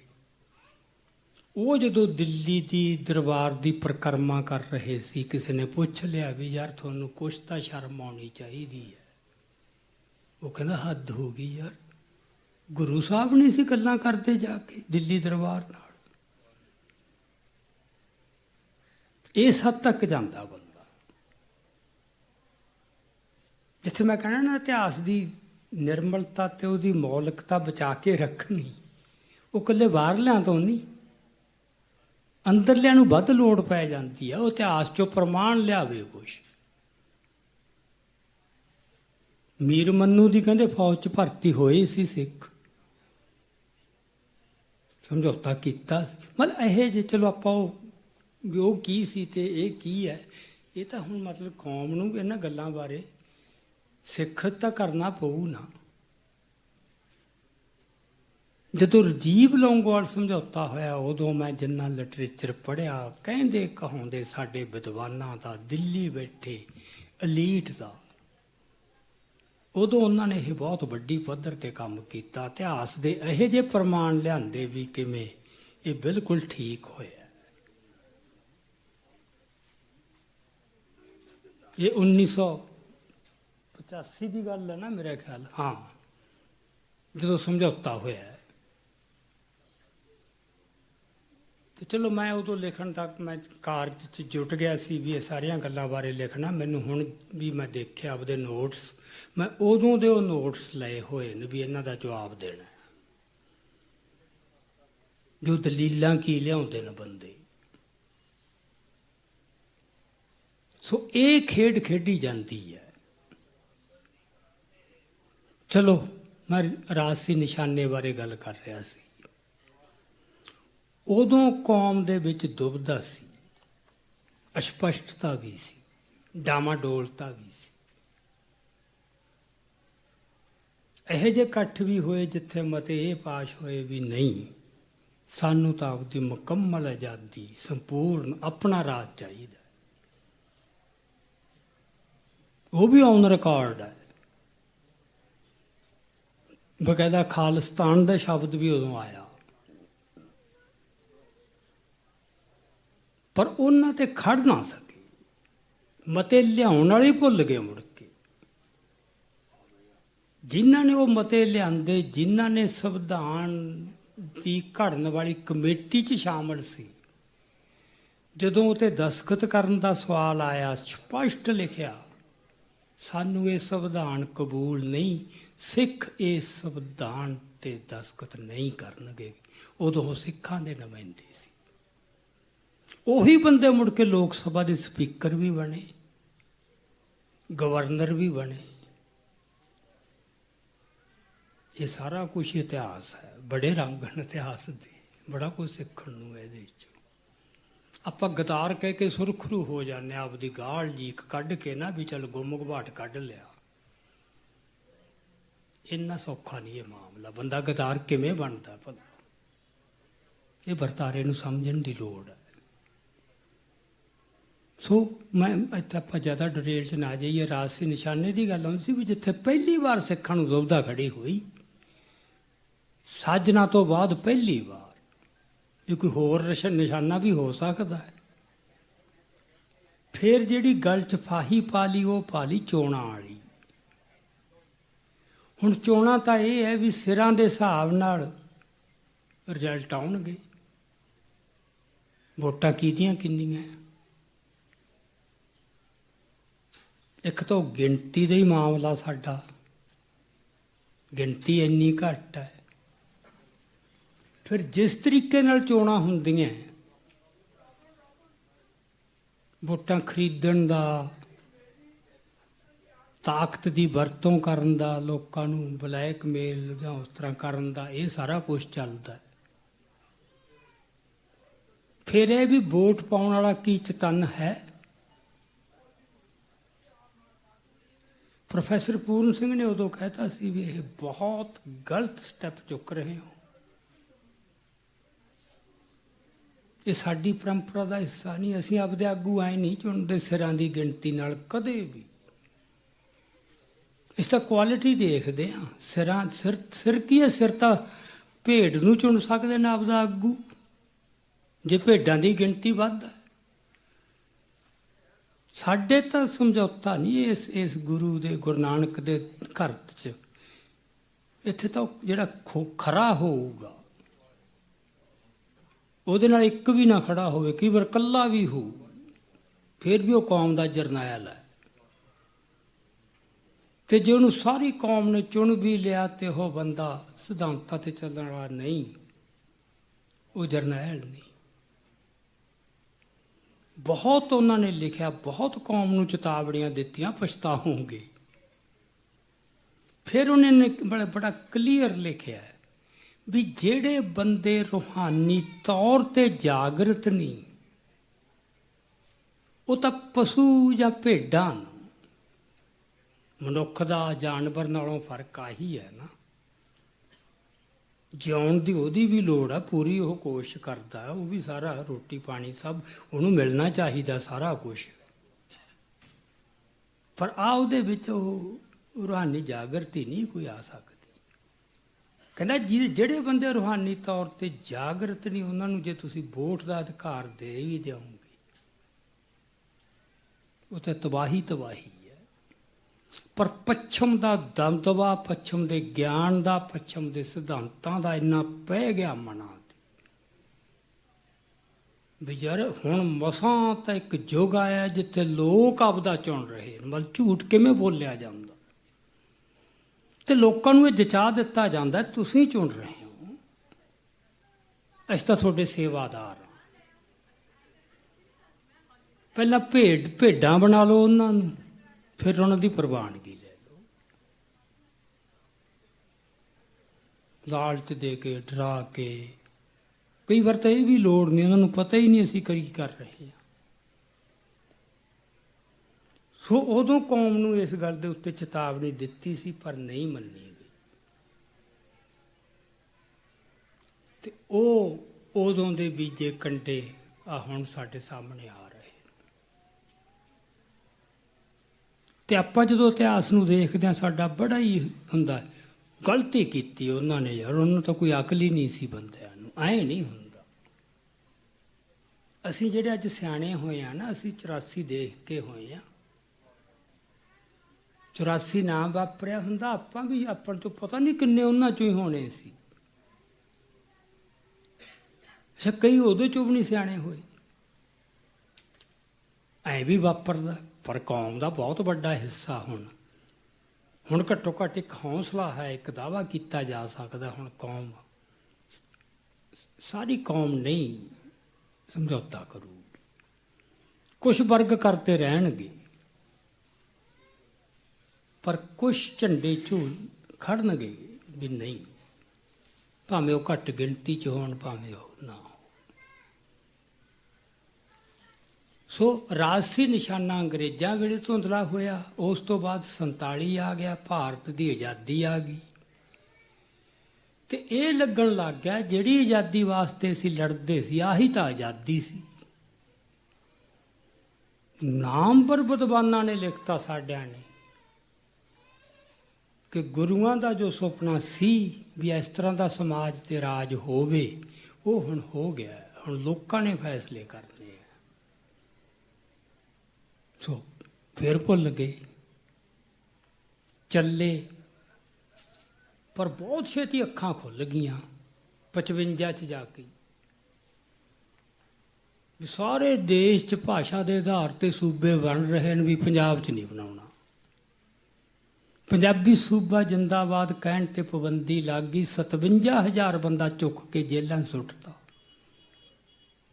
ਵੀ ਉਹ ਨਾਅਰੇ ਲਾਉਂਦੇ ਨੇ। ਮੈਂ ਛੋਟਾ ਜਿਹਾ ਸੀ ਜਦੋਂ ਸਾਡੇ ਪਿਤਾ ਜੀ ਨੂੰ ਉਹਨਾਂ ਨੇ ਗ੍ਰਿਫਤਾਰੀ ਦਿੱਤੀ, ਸਿਰਫ ਪੰਜਾਬੀ ਸੂਬਾ ਜਿੰਦਾਬਾਦ, ਤੇ ਉਹਦੀ ਹੱਥ ਕੜੀ। ਕੁਛ ਉਹਦੇ 'ਚੋਂ ਫਿਰ ਸਿਆਣੇ ਹੋਏ, ਕੁਛ ਉਹਦੇ 'ਚੋਂ ਵੀ ਨਹੀਂ ਹੋਏ। ਤੇ ਐਂ ਕਰਦੇ ਕਰਦੇ ਆਪਾਂ 84 ਤੱਕ ਆ ਗਏ। 1947 ਤੋਂ 84 ਤੱਕ ਫੇਰ ਕੌਮ ਇੱਕ ਭਰਮ 'ਚ ਜਿਉਂ ਸੀ ਵੀ ਅਸੀਂ ਆਜ਼ਾਦ ਹਾਂ। ਅਕਾਲੀ ਦਲ ਲੜਦਾ ਰਿਹਾ, ਮਤਲਬ ਬਹੁਤ ਲੜਿਆ ਹੈ ਮੰਗਾਂ ਤੇ, ਮਸਲਿਆਂ ਤੇ ਆਪਦੀ ਵੀ ਅਸੀਂ ਆਪਦੀ ਔਰ ਬਚਾ ਕੇ ਰੱਖਣੀ ਹੈ। ਪਰ ਕਿਤੇ ਵੀ ਖੁੱਲ੍ਹ ਕੇ ਨਹੀਂ ਸੀ ਕਿਹਾ ਸਿੱਖ ਭਾਰਤ 'ਚ ਗੁਲਾਮ ਤੇ ਅਸੀਂ ਗੁਲਾਮੀ ਕਬੂਲ ਨਹੀਂ ਕਰਨੀ। ਇਹ ਪਹਿਲੀ ਵਾਰ ਸੰਤ ਜਰਨੈਲ ਸਿੰਘ ਨੇ ਕਿਹਾ। ਸੋ ਇੱਕ ਨਵਾਂ ਦੌਰ ਸੰਤਾਂ ਦੇ ਆਉਣ ਨਾਲ ਸ਼ੁਰੂ ਹੋ ਗਿਆ। ਜਿਹੜਾ ਮਨਾਂ ਦੇ ਵਿੱਚ ਇੱਕ ਧੁੰਦਲਾਪਣ ਸੀ, ਦੁਬਦਾ ਸੀ ਸਾਡਾ ਨਿਸ਼ਾਨਾ ਕੀ ਹੈ, ਉਹ ਨਿਸ਼ਾਨਾ ਸਾਫ਼ ਕਰਤਾ। ਪਰ ਅੱਜ ਸਾਨੂੰ ਇਸ ਗੱਲ ਵਾਸਤੇ, ਜਿਹੜਾ ਮੈਂ ਅੱਗੇ ਜਾ ਕੇ ਗੱਲ ਕਰੂੰ, ਤੁਹਾਨੂੰ ਨਿਸ਼ਾਨੇ ਬਾਰੇ ਸਪਸ਼ਟਤਾ ਹੋਗੀ, ਪਰ ਉਹ ਨਿਸ਼ਾਨਾ ਹਾਸਲ ਕਰਨ ਵਾਸਤੇ ਚੱਲਣਾ ਕਿਵੇਂ ਹੈ। ਸੰਤ ਸਭ ਕੁਝ ਝੱਲੀ ਗਏ, ਬੜਾ ਦਬਾਅ ਪਿਆ ਵੀ ਖਾਲਿਸਤਾਨ ਦਾ ਐਲਾਨ ਕਰ ਦੇਣ ਕਿਸੇ ਤਰ੍ਹਾਂ। ਅੰਦਰੋਂ ਕੁਝ ਬੰਦਿਆਂ ਦੀ ਇੱਛਾ ਸੀ, ਬਾਹਰੋਂ ਦੁਸ਼ਮਣ ਚਾਹੁੰਦਾ ਸੀ ਵੀ ਸਾਨੂੰ ਮੌਕਾ ਮਿਲ ਜਾਊਗਾ।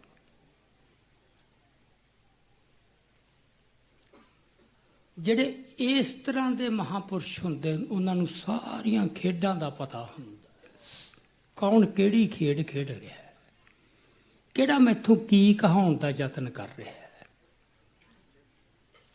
ਉਹਨਾਂ ਨੇ ਜਿਵੇਂ ਉਹ ਕਹਾਉਣਾ ਚਾਹੁੰਦੇ ਸੀ ਉਵੇਂ ਕਿਹਾ ਨਹੀਂ, ਜਿਵੇਂ ਇਹ ਕਹਿਣਾ ਚਾਹੁੰਦੇ ਸੀ ਉਹ 'ਚ ਕਸਰ ਛੱਡੀ ਨਹੀਂ। ਸਮਝਣ ਵਾਲੇ ਸਮਝੀ ਗਏ। ਚਲੋ ਅਖੀਰ ਨੂੰ ਉਹਨਾਂ ਨੇ ਕਹਿਤਾ ਵੀ ਜਿੱਦਾਂ ਦਰਬਾਰ ਸਾਹਿਬ 'ਚ ਹਮਲਾ ਹੋ ਜੂ ਉਦਾਂ ਹੀ ਖਾਲਿਸਤਾਨ ਦੀ ਨੀਂਹ ਰੱਖੀ ਜਾਊ। ਸੋ ਜਿਹੜੀ ਗੱਲ ਪਹਿਲਾਂ ਥੋੜ੍ਹੀ ਓਲਾ ਰੱਖ ਕੇ ਕਰ ਰਹੇ ਸੀਗੇ, ਅਨੰਦਪੁਰ ਦੇ ਮਤੇ ਤੇ ਲੜਾਈ ਲੜ ਰਹੇ ਅਕਾਲੀ ਵੀ ਤੇ ਸੰਤ ਵੀ। ਸੰਤ ਅਕਾਲੀ ਅਨੰਦਪੁਰ ਦਾ ਮਤਾ ਕਹਿ ਕੇ ਕੌਮ ਨੂੰ ਖਾਲਿਸਤਾਨ ਦੇ ਦਰਾਂ ਤੱਕ ਲੈ ਗਏ। ਅਕਾਲੀ ਅਨੰਦਪੁਰ ਦਾ ਮਤਾ ਕਹਿ ਕੇ ਕੌਮ ਨੂੰ ਗੁਲਾਮੀ ਦੇ ਜੰਗਲਾਂ 'ਚ ਹੋਰ ਫਸਾ ਗਏ। ਆਹ ਫਰਕ ਹੁੰਦਾ, ਮਤਾ ਇੱਕੋ ਹੈ, ਗੱਲ ਇੱਕੋ ਹੈ, ਸਟੇਜ ਇੱਕੋ ਹੈ। ਫਿਰ ਇਹ ਵੀ ਉਹਨਾਂ ਲੋਕਾਂ ਨੂੰ ਤੁਸੀਂ ਸਮਝਦੇ ਵੀ ਹੋ, ਪਰ ਉਹਨਾਂ ਨਾਲ ਸਟੇਜ ਵੀ ਸਾਂਝੀ ਕਰਨੀ ਹੈ। ਉਹਦਾ ਕਾਰਨ ਇਹ ਸੀ, ਜਦੋਂ ਸੰਤਾਂ ਨੇ ਕਿਹਾ ਭਾਰਤ ਅੰਦਰ ਸਿੱਖ ਗੁਲਾਮ ਤੇ ਗੁਲਾਮੀ ਦਾ ਜੂੜਾ ਗਲੋਂ ਲਾਉਣਾ, ਨਾਲ ਅਗਲੀ ਗੱਲ ਕਹੀ ਸੀ ਇਹ ਜੂੜਾ ਗਲੋਂ ਤਾਂ ਲਾਇਆ ਜਾਊ ਜੇ ਕੌਮ ਇੱਕ ਨਿਸ਼ਾਨ ਥੱਲੇ ਇਕਮੁੱਠ ਹੋਊ। ਇਹ ਅੱਜ 20 ਬੰਦੇ ਕਹਿਣਗੇ, 100 ਬੰਦਾ ਕਹਿ ਦੂਗਾ। ਜੇ ਕੌਮ ਨੂੰ ਇੱਕ ਨਿਸ਼ਾਨ ਥੱਲੇ ਇਕਮੁੱਠ ਕਰਨਾ, ਉਹਦੇ ਵਾਸਤੇ ਕੁਰਬਾਨੀ ਦੇਣੀ ਪਊ, ਆਪਦਾ ਕੁਛ ਕੁਰਬਾਨ। ਸਭ ਤੋਂ ਪਹਿਲਾਂ ਇਹ ਕਿ ਮੇਰੀ ਲੀਡਰ ਬਣਨ ਦੀ ਕੋਈ ਲਾਲਸਾ ਨਹੀਂ। ਹੁਣ ਤਾਂ ਇੱਥੇ ਕਮਾਲ ਦੀਆਂ ਗੱਲਾਂ ਵਾਪਰੀਆਂ, ਥੋੜ੍ਹੇ ਵਾਹਵਾ ਸਾਲ ਹੋ ਗਏ, ਜਦੋਂ ਇੱਕ ਸੰਕਟ ਆਇਆ ਵੀ ਅੱਡ ਧੜੇ ਬਣ ਗਏ, ਇਕੱਠੇ ਕਰੋ। ਇੱਕ ਕਮੇਟੀ ਵਿਦਵਾਨਾਂ ਦੀ ਬਣਾਤੀ 5 ਮੈਂਬਰੀ, ਵੀ ਤੁਸੀਂ ਸਾਰੇ ਧੜਿਆਂ ਨੂੰ ਸੰਪਰਕ ਕਰਕੇ ਇਹਨਾਂ ਨੂੰ ਇੱਕ ਥਾਂ ਇਕੱਠਾ ਕਰੋ। ਉਹ ਕਮੇਟੀ ਦਾ ਜਿਹੜਾ ਚੇਅਰਮੈਨ ਸੀ, ਉਹਨੇ ਅਲਟੀਮੇਟਲੀ ਵੀ ਸਾਰੇ ਇੱਕ ਧੜੇ ਭੰਗ ਕਰ ਦਿਓ, ਇੱਕ ਨਿਸ਼ਾਨ ਥੱਲੇ ਇਕੱਠੇ ਇਕਮੁੱਠ ਹੋ ਜਾਓ, ਤੇ ਉਹਦਾ ਪ੍ਰਧਾਨ ਮੈਂ ਹੂੰ। ਹੁਣ ਤੁਸੀਂ ਉੱਥੇ ਏਕਤਾ ਹੋ ਜੂ। ਇਹ ਤਾਂ ਆਪਾਂ ਛੱਡ ਕੇ, ਆਪਾਂ ਗਵਾ ਕੇ ਕੁਰਬਾਨੀ ਮੰਗਦਾ ਹੈ। ਸੰਤਾਂ 'ਚ ਕੁਰਬਾਨੀ ਸੀ, ਇਕੱਠੇ ਕਰ ਗਏ, ਸਾਰੇ ਤਣਾਅ ਝੱਲੇ। ਆਹ ਆਪਣੇ ਵਕੀਲ ਸਾਹਿਬ ਇੱਥੇ ਬੈਠੇ ਨੇ, ਕਿੱਥੇ ਚਲੇ ਗਏ ਜੀ? ਉਹ ਬੜੇ ਚਸ਼ਮਦੀਦ ਗਵਾਹ ਹੈ ਸਾਰੀਆਂ ਗੱਲਾਂ ਦੇ, ਸੰਤਾਂ ਦੇ ਵੀ ਨੇੜੇ ਸੀਗੇ ਵੀ ਸੰਤ ਕਿੰਨੇ ਤਣਾਅ 'ਚ ਵੀ ਉਹ ਏਕਤਾ ਨਹੀਂ ਸੀ ਟੁੱਟਣ ਦੇ ਰਹੇ। ਕਤਲ ਵੀ ਹੋਏ ਸੰਤਾਂ ਦੇ, ਬਹੁਤ ਨਜ਼ਦੀਕੀਆਂ ਦੇ। ਹੁਣ ਤਾਂ ਕਤਲ ਕੀ, ਬੰਦੇ ਦੇ ਮੂੰਹੋਂ ਮਾੜੀ ਜੀ ਗੱਲ ਨਿਕਲ ਜੇ, ਮਤਲਬ ਅਦੀਪ ਸਿੱਧੂ ਦੀ ਇੱਕ ਪਿੱਛੇ ਜੇ ਮੈਂ ਸੁਣੀ ਕਿਤੇ, ਉਹਦੀਆਂ ਹੁਣ ਦੁਬਾਰਾ ਜਿਹੜੀਆਂ ਸਪੀਚਾਂ ਆ ਰਹੀਆਂ, ਉਹਦੇ ਅਰਥ ਹੁਣ ਸਮਝ ਆਉਂਦੇ ਆ। ਕਹਿੰਦਾ ਸਾਡਾ ਹਾਲ ਕੀ ਹੋ ਗਿਆ ਵੀ ਬੰਦਾ ਇੱਕ ਛੱਡਦਾ ਤੁਹਾਡੇ ਖਿਲਾਫ, ਤੁਸੀਂ ਮੋੜਮਾ ਉਹਦੇ ਗਿੱਟਿਆਂ ਤੇ ਮਾਰ ਦਿਓ। ਉਹਦੇ 'ਚੋਂ ਤਾਂ ਫਿਰ ਏਕਤਾ, ਆਪਸੀ ਭਾਈਚਾਰਾ, ਸਹਿਚਾਰ ਉਹ ਕਿੱਥੇ ਰਹਿ ਜੀ? ਉਹ ਤਾਂ ਖੰਡਾਉਣ ਵਾਲਾ ਚੱਕਰ ਹੀ ਹੈ ਸਾਰਾ। ਜੇ ਝੱਲਣਾ ਹੀ ਕੁਛ ਨਹੀਂ, ਬਰਦਾਸ਼ਤ ਹੀ ਨਹੀਂ ਕੁਛ ਹੁੰਦਾ ਤਾਂ ਉੱਥੋਂ। ਸੋ ਸੰਤਾਂ ਨੇ ਮਤਲਬ ਇਹ ਨਿਸ਼ਾਨਾ ਵੀ ਲਿਆਂਦਾ। ਇੱਕ ਮਿੰਟ, ਮੈਂ ਲੇਟ ਤਾਂ ਨਹੀਂ ਹੋ ਰਿਹਾ ਸਾਰਾ ਕੁਛ ਪ੍ਰੋਗਰਾਮ? ਅੱਛਾ, ਹੁਣ ਮੈਂ ਉਸ ਖਤਮ ਹੀ ਕਰ ਦੇਣਾ ਥੋੜ੍ਹੇ ਚਿਰ ਬਾਅਦ ਨਾ। ਉਹਨਾਂ ਨੇ ਫਿਰ ਮਤਲਬ ਇਹ ਲਿਆਂਦਾ। ਫਿਰ ਅੱਜ ਆ ਗਿਆ ਖੁਦ ਮੁਖਤਿਆਰੀ, ਸੋਵਰੈਨਿਟੀ, ਆਪਦਾ ਰਾਜ। ਉਹ ਖਾਲਿਸਤਾਨ ਦੇ ਸ਼ਬਦ ਦੇ ਨਾਂ ਨਾਲ ਪਾਪੂਲਰ ਹੋ ਗਿਆ। ਉਹ ਗੱਲ ਕਦੇ ਕਿਸੇ ਰੂਪ 'ਚ, ਕਦੇ ਉਹਦਾ ਕੋਈ ਸ਼ਬਦ ਹੋਰ ਚੱਲਦਾ, ਕਦੇ ਕੋਈ ਹੋਰ ਚੱਲਦਾ ਸੀ। ਹੁਣ ਖਾਲਿਸਤਾਨ ਆ ਗਿਆ। ਸੰਤਾਂ ਦੀ ਸ਼ਹਾਦਤ ਤੋਂ ਬਾਅਦ, ਦਰਬਾਰ ਸਾਹਿਬ ਤੇ ਹਮਲੇ ਤੋਂ ਬਾਅਦ ਖਾੜਕੂ ਲਹਿਰ ਚੱਲੀ। ਉਹਦੇ ਸਾਹਮਣੇ ਇਹ ਸਵਾਲ ਖੜਾ ਹੋ ਗਿਆ ਕਿ ਬਹੁਤ ਵੱਡੀ ਗੱਲ ਹੋ ਗਈ। 18ਵੀਂ ਸਦੀ ਤੋਂ ਬਾਅਦ ਪਹਿਲੀ ਵਾਰ ਦਰਬਾਰ ਸਾਹਿਬ ਤੇ ਮੁੜ ਕੇ ਹਮਲਾ ਹੋਇਆ, ਤੇ ਹੁਣ ਆਪਣਾ ਅਗਲਾ ਨਿਸ਼ਾਨਾ ਕੀ ਹੋ? ਸਿਰ ਤਾਂ ਦੇਣੇ ਪੈਣਗੇ, ਇਹ ਤਾਂ ਸਭ ਨੂੰ ਪਤਾ ਸੀ। ਸਾਡੀ ਪੱਗ ਨੂੰ ਹੱਥ ਪਾ ਲਿਆ ਹੈ, ਸਾਡੇ ਬਾਪ ਦਾ ਘਰ ਢਾਹਤਾ ਹੈ। ਇਹ ਤੇ ਸਮਝੌਤਾ ਤਾਂ ਹੋਣਾ ਨਹੀਂ। ਸਿਰ ਤਾਂ ਦੇਣੇ ਪੈਣਗੇ, ਪਰ ਆਪਾਂ ਨੂੰ ਇਹ ਤਾਂ ਪਤਾ ਲੱਗੇ ਕਾਹਦੇ ਵਾਸਤੇ ਦੇ ਰਹੇ ਆ। ਨਿਸ਼ਾਨਾ ਸਾਫ਼ ਕਰੋ। ਮੈਂ ਉਸ ਅਮਲ ਦਾ ਗਵਾਹ, ਉਹ ਬਹਿਸਾਂ ਕਿਵੇਂ ਹੋਈਆਂ। ਇੱਕ ਧੜਾ ਕਹਿੰਦਾ ਸੀ ਖਾਲਿਸਤਾਨ, ਦੂਜੇ ਕਹਿੰਦੇ ਸੀ ਨਹੀਂ ਇਹ ਤਾਂ ਕੰਮ ਖਰਾਬ ਹੋ ਜੂ ਆਪਣਾ। ਫਿਰ ਕਾਫੀ ਦੁਬਿਧਾ ਤੋਂ ਬਾਅਦ ਇਹ ਜਾ ਕੇ ਖਾੜਕੂ ਲਹਿਰ ਨੂੰ ਪਾਸ ਕਰਨਾ ਪਿਆ। ਚਲੋ ਹੋ ਗਿਆ, ਚੱਲਿਆ, ਮੁੜ ਕੇ ਚਲੋ ਖਾੜਕੂ ਲਹਿਰ ਚੱਲੀ, ਇੱਕ ਦਹਾਕਾ ਮੁੜ ਕੇ ਖਤਮ ਹੋ ਗਈ। ਹੁਣ ਜਦੋਂ ਖਾੜਕੂ ਲਹਿਰ ਖਤਮ ਹੋ ਗਈ, ਉਹ ਸਾਰਾ ਮੂਵਮੈਂਟ ਦਾ ਵੇਗ ਖਤਮ ਹੋ ਗਿਆ। ਜ਼ੁਲਮ ਬਹੁਤ ਹੋ ਗਿਆ। ਉਦੋਂ ਵੀ ਜਾਵਰ ਸਾਰਾ ਉਹ ਸ਼ਿਕੰਜਾ ਕੱਸਤਾ ਸਾਡੇ ਤੇ।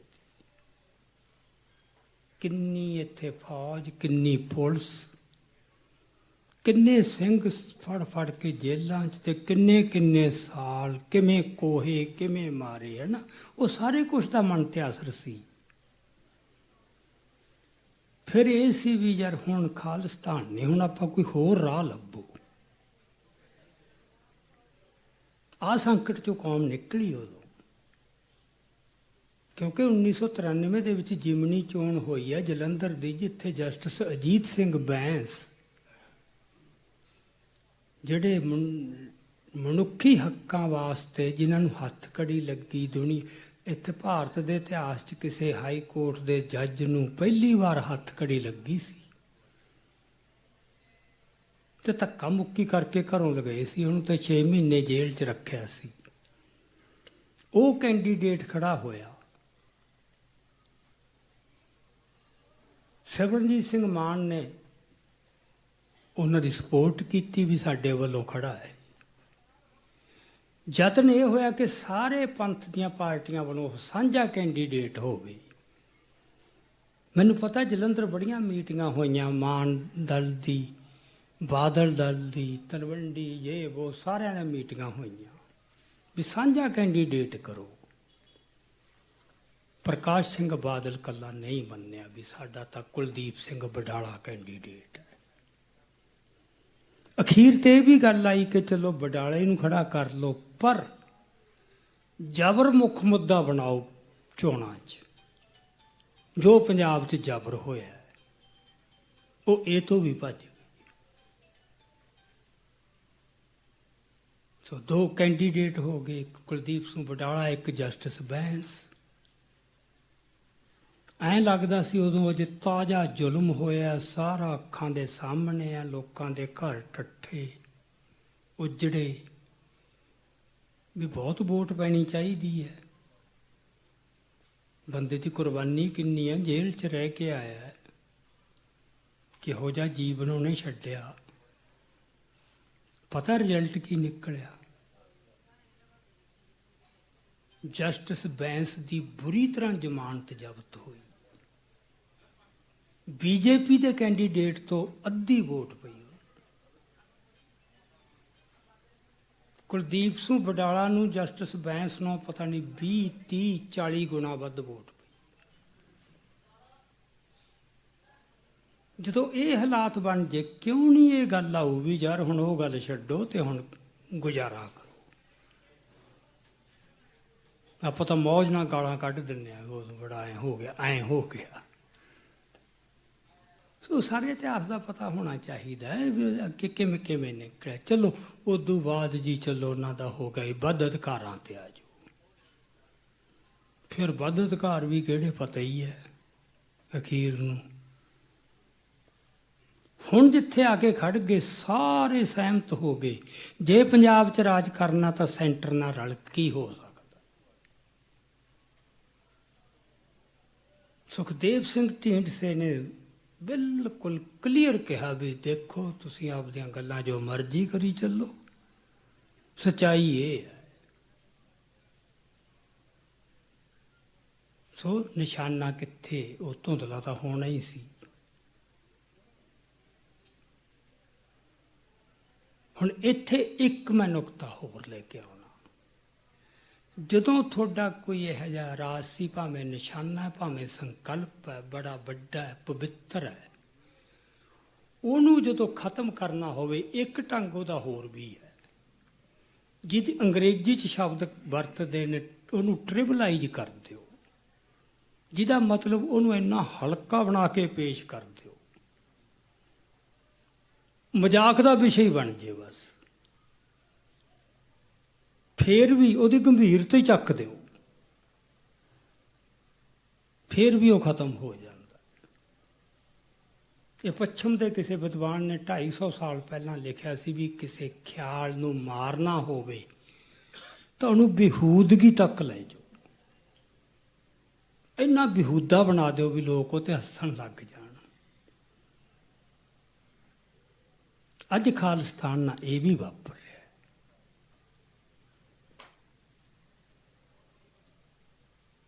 ਵਾਪਰ ਰਿਹਾ ਹੈ।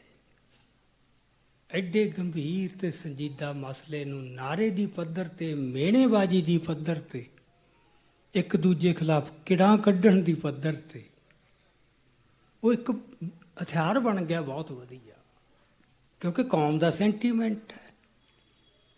ਕਿਸੇ ਬੰਦੇ ਦੇ ਖਿਲਾਫ ਨਫ਼ਰਤ ਭੜਕਾਉਣੀ ਹੋਵੇ, ਇਹ ਤਾਂ ਜੀ ਖਾਲਿਸਤਾਨ ਤੋਂ, ਇਹ ਤਾਂ ਬਹੁਤ ਚਲਾਕੀ ਨਾਲ ਖਾਲਿਸਤਾਨ ਤੋਂ ਪਾਸੇ ਲਿਜਾ ਰਿਹਾ। ਸੋ ਆਹ ਇੱਕ ਮਾਹੌਲ ਕੌਮ 'ਚ ਬਣ ਗਿਆ